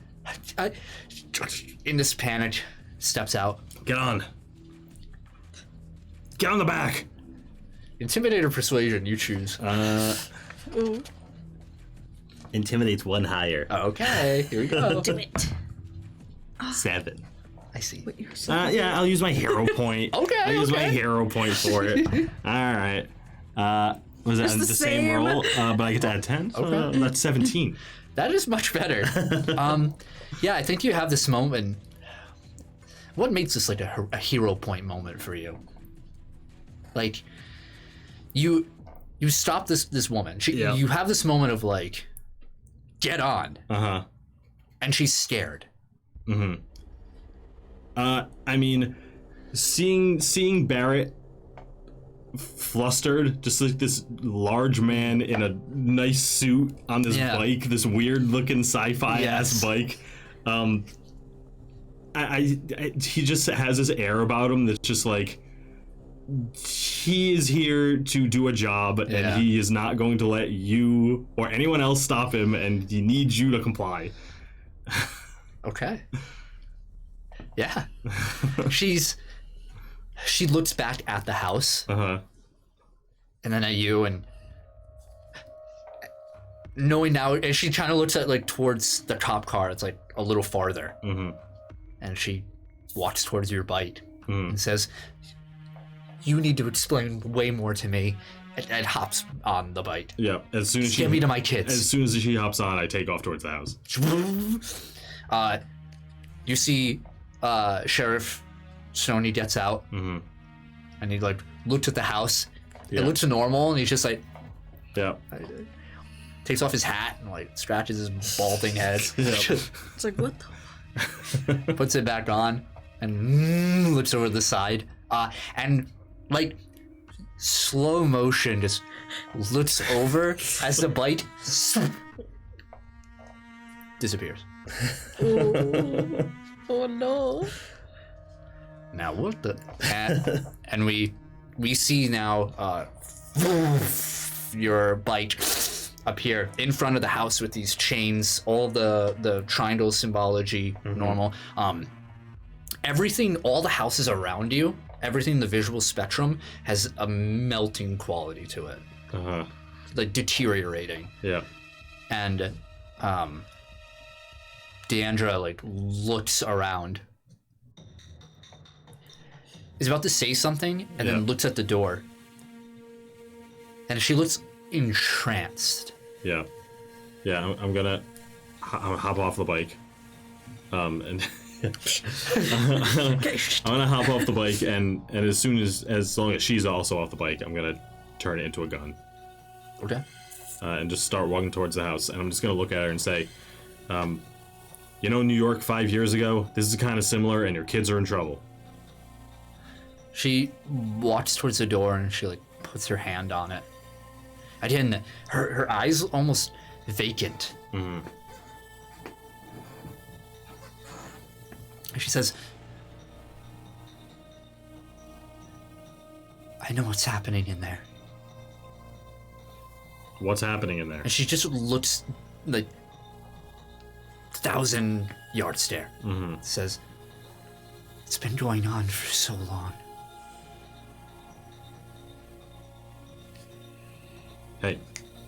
Hey, your kids need you. Are you okay? Are you good?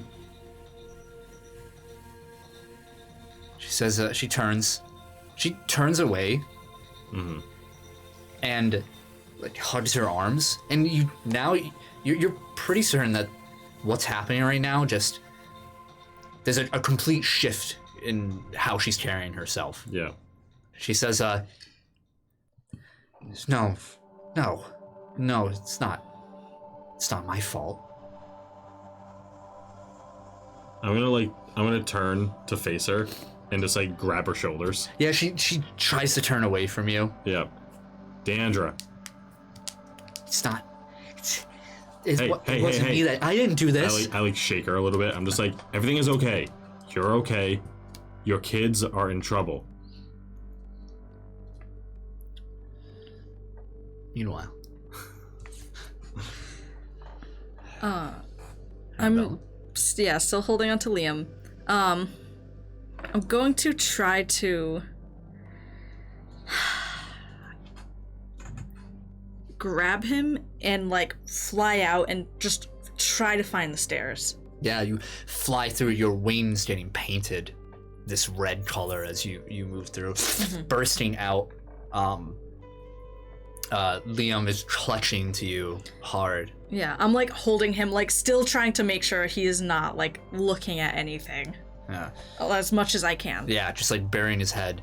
Yeah, you make it to the stairs. In the normal amount of time it would take. Like all that distance you traveled before is non-existent. Just appear.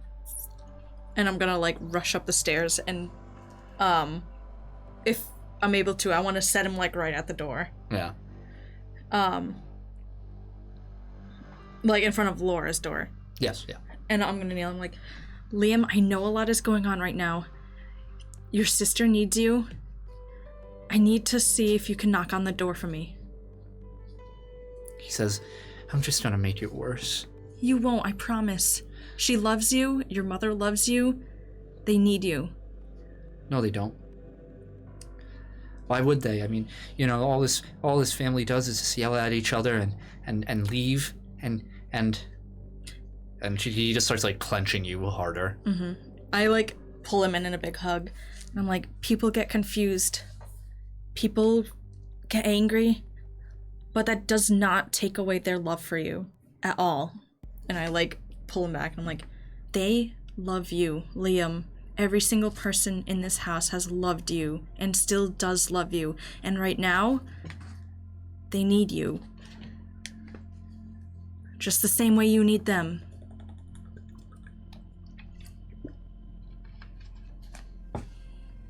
Made a persuasion roll. Do it, bitch! Nice. Okay. Do it, bitch! Persuasion, I'm sorry, right? Persuasion? Yep. 16. Unless they're intimidating you. What was it, 16? Yeah. All you have to do is knock on that door. He like pulls away from you for a moment, still holding. Mm-hmm. Eyes red, puffy, and looks at the door and says, I have to do it. Yes. I'll be right here behind you. And I like hold his hand and like keep close to him. All you have to do is knock. And you hear from behind you. Mm-hmm. Liam doesn't seem to flinch or notice, or his eyes don't move, and you just hear, and what are you going to do? You can't even take for what you've done. And outside,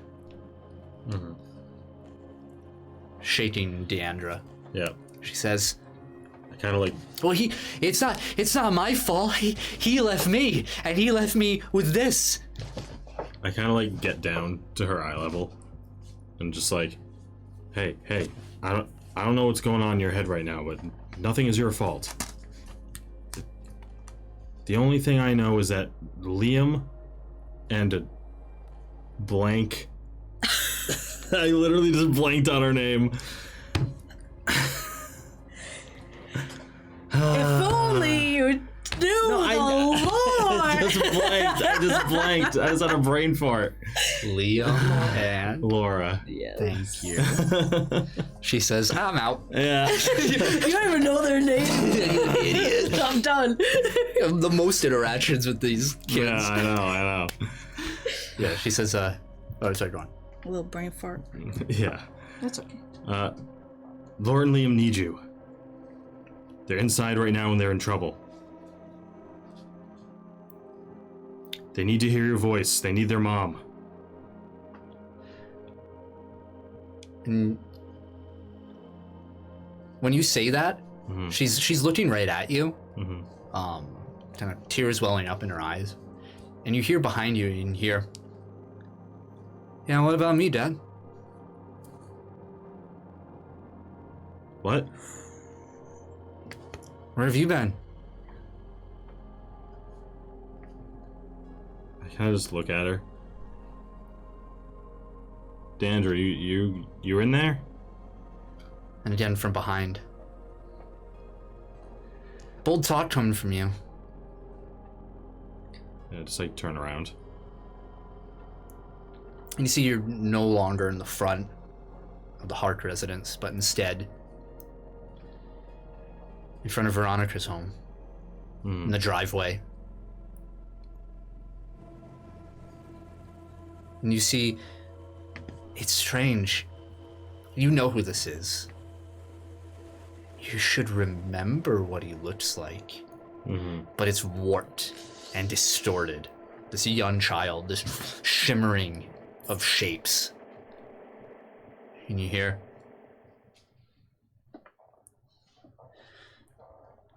off to fight a war, but you can't help me fight at home. None of the bullies, none of the problems. Huh, Dad?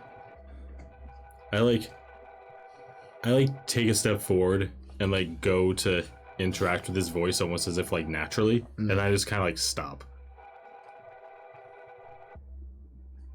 And I look around, like to my left and to my right, like taking in the scene. I walk closer to this figure, and I like put my hand on his head. Make a will save. 21. 21.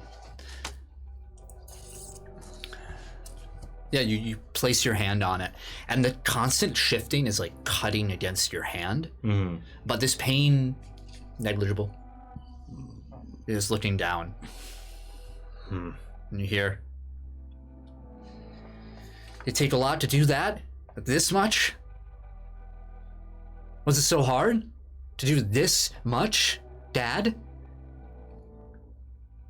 I'm gonna like squat down and just kind of like look this figure over and see if it like follows me. Yeah.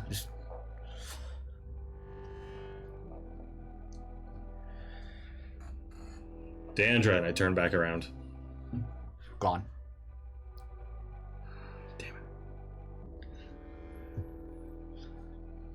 And I'm just gonna get up and turn and like face towards where Dandra was and start walking in that direction.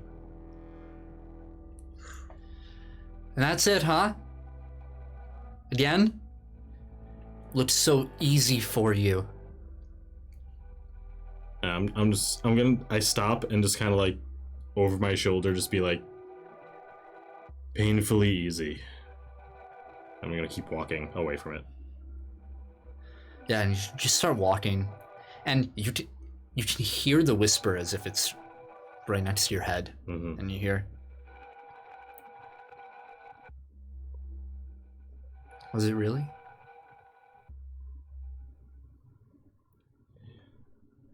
Yeah.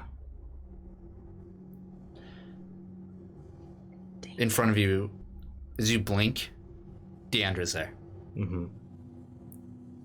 Yeah, I kind of like walk faster up to her. She says, No. He did it, not me. I'm just a victim. That's what I am. Of circumstance and of his stupid choices. We were young. I get it. We were really young, but I was scared too. I'm gonna walk up to her and actually across the face. Yeah. Dandra.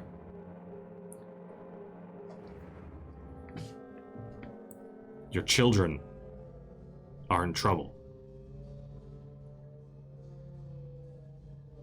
And I'm gonna, not incredibly forcefully, but I'm gonna pull her towards the front door of the house. Yeah.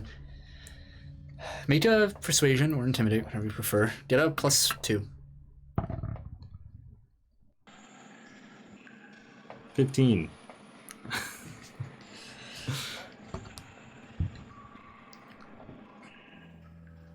She, once you let go, after you get to the door, she places her hand against the door. Arabella. Okay. What? Go ahead. I was gonna say to her, and just open the door. Okay.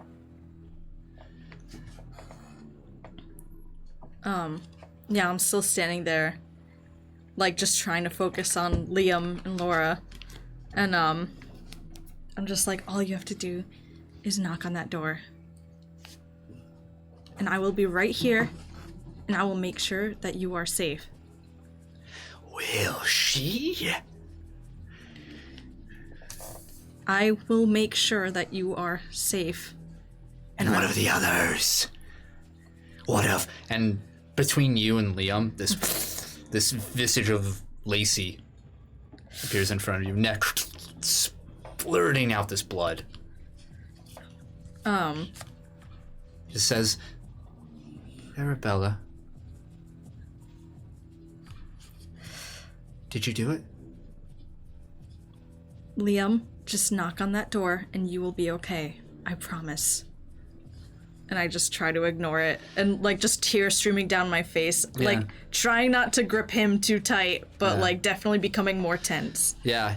He has his hand against the door and just says,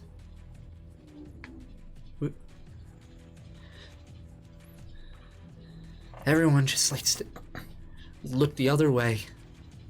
And everyone just wants to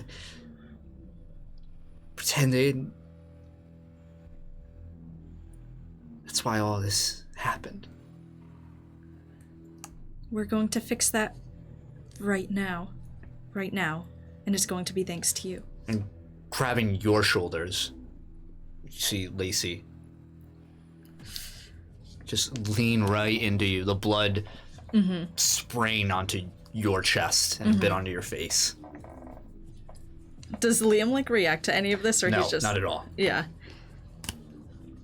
At this point, I'm, like, whispering, I'm like, please, Liam, please just knock on that door. It's not up to him. Arabella. Just admit it. Liam, you can do this, just knock on that door. Admit it. And we can move on. It's not real. It's not real. Down below. The door. Chains begin to recede as the front door. And you hear also from upstairs. This door opens. And Deandra immediately spills through and starts running upstairs. I follow her. I like immediately run in. Yeah. You see Arabella with her wings out, clutching onto Liam, who also has his hand against the door. Upstairs? Yep. When I see that, yeah, I'm gonna just run up to Arabella and just be like, hey! She, like, looks up, like, tears streaming down her face, just shaken. We as an audience, we can see like the blood that's covering her, all of this. We see that Lacey's right in front of her, like breathing down her neck. Yeah. You don't see any of that. You see her obviously visibly shaken, upset, crying, all that, but you don't see that external power. For a second, she just looks up and she's like, help me? Yeah, I'm here. I'm just gonna run up to Arabella and kind of like put my arm around her and let Deandra go up to the door. Yeah, Deandra, instead of like grabbing onto the door or anything, just like holds Liam, like pulls him away from you. Yeah, I immediately. Yeah, and you just hear like, I'm sorry, it's my fault. I'm sorry, I'll be around. I'm sorry, I'm so sorry. It took me so long to say it. I'm sorry. What the hell's going on in here? She's just like too shaken. She's like, open the door, open the door, open the door, open the door, open the door, open the door, please open the door. Can I try to open the door? Sure. You like reach out to the door. Yeah. She's saying open the door, so I try and open the door. I just can't even. Okay. Will someone please open that door? I kneel down to Deandra. I'm like, we gotta get in this room. She's just holding Liam. Laura. And reaches at the door. Unlocks. And spilling in. We see Laura standing in the center of the room as we left her. Everything around her just ink. Melting, pooling around, and in her hand, these black veins coursing up her arms and up her neck. And this slingshot just held up right at the bottom of her chin. And Deandra steps in and just says, Laura,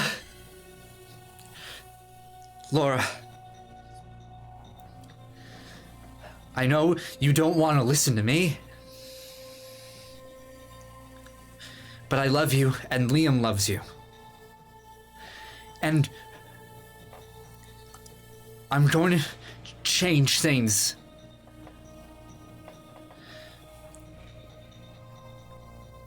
But I need you to help me too, because you and Liam are all I have, and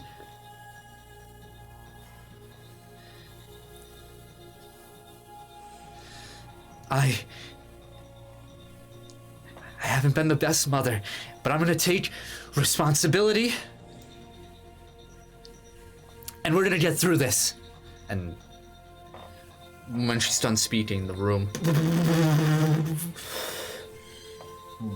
all of that ink begins to, like waves, crest up.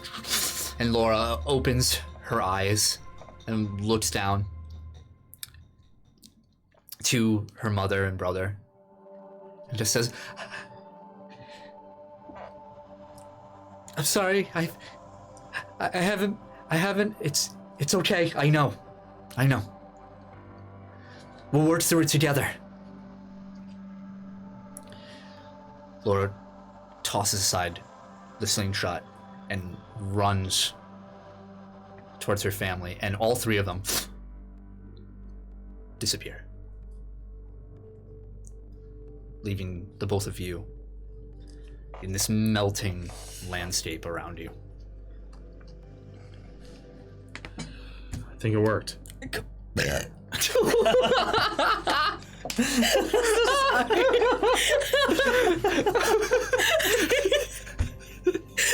It's over. I'm so sorry. I felt it coming. I couldn't help it. I knew it was there. I'm so sorry. Thank you for doing it after. I was really trying. It was as soon as I opened my mouth, it just came out. For ruining that. Okay. I'm so sorry. All right.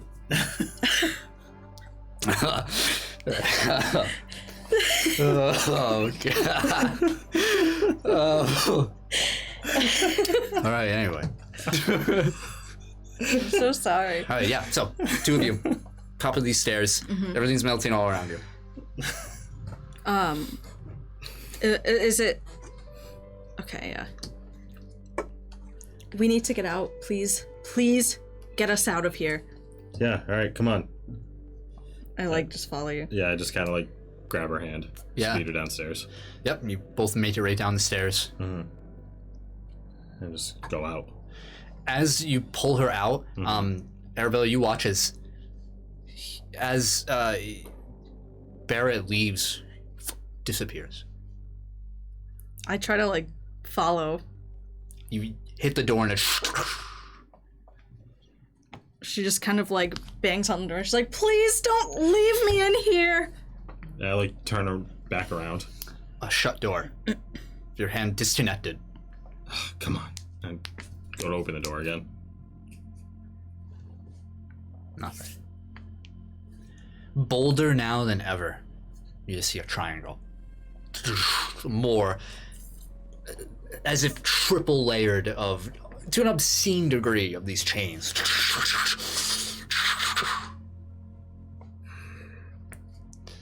Arabella. Mm-hmm.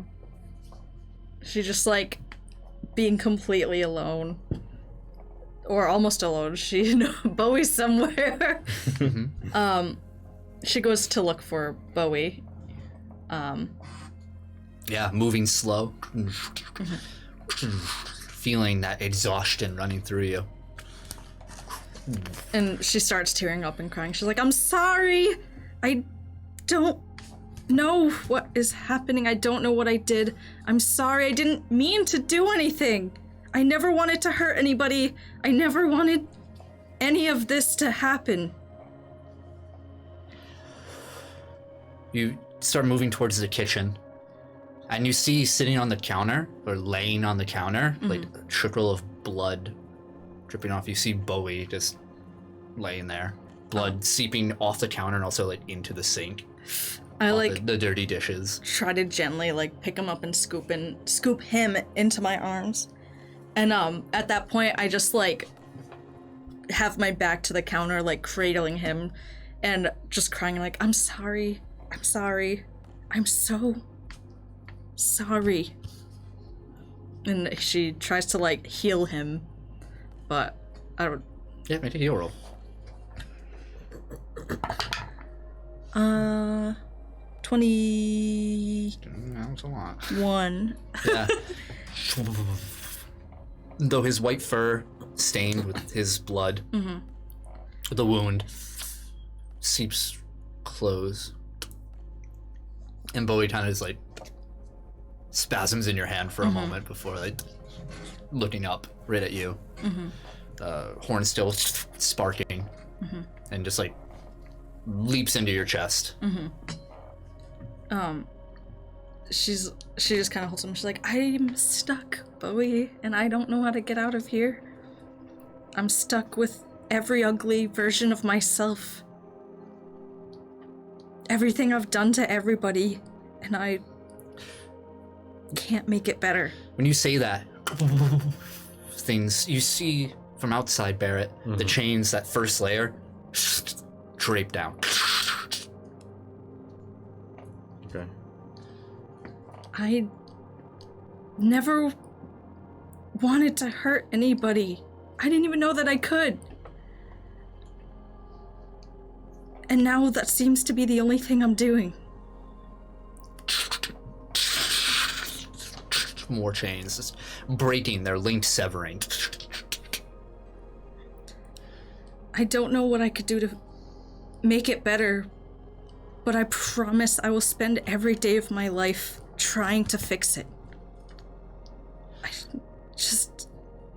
I'm so sorry. In front of you, Arabella,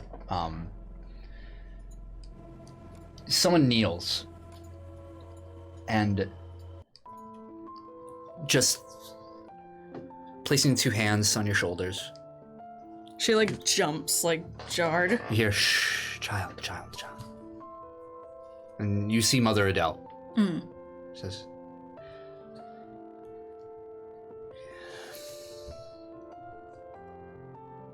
we should all know that the first step is taking responsibility. I didn't mean to hurt anybody. I know. You know. And that's okay. You've done enough. And the front door, chains. That last layer. And Arabella, you feel everything just around you just begin to melt away. Mother Adele in front of you, the last one, she begins to pull back. She says, you are not a monster, Arabella.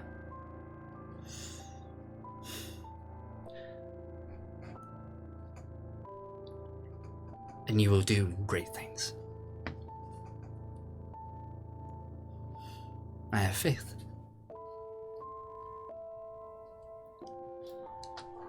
And you find yourself in a kitchen.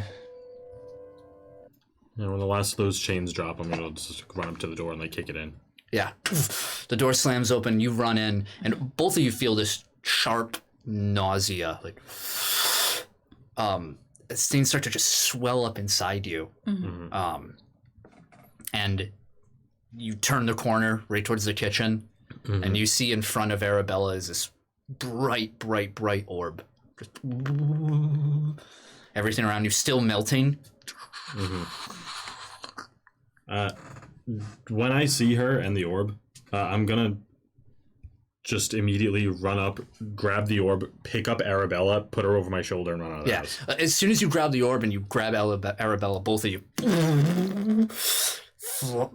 bright light encases you, familiar in of itself, and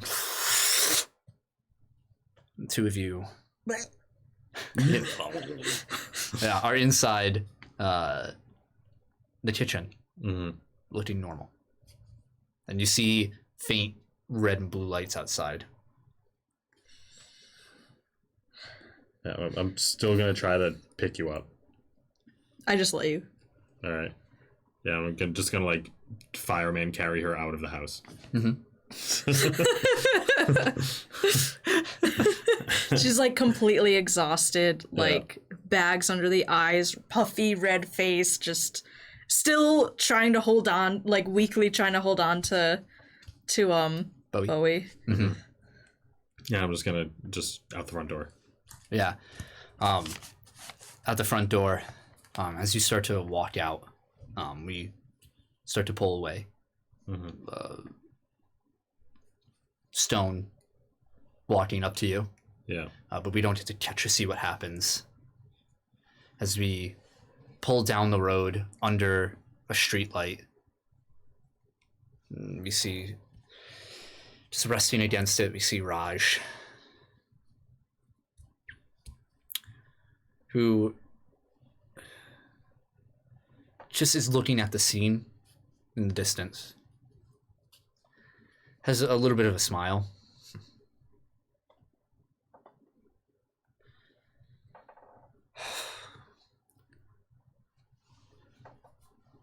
He looks down at his hands. And then turns and walks away. And we'll fade to black. Damn. Oh, yeah, damn. Oh. That was a good episode. Yeah. That was a heavy Arabella episode. That was good. heavy. That was good. I liked that a lot. Woo.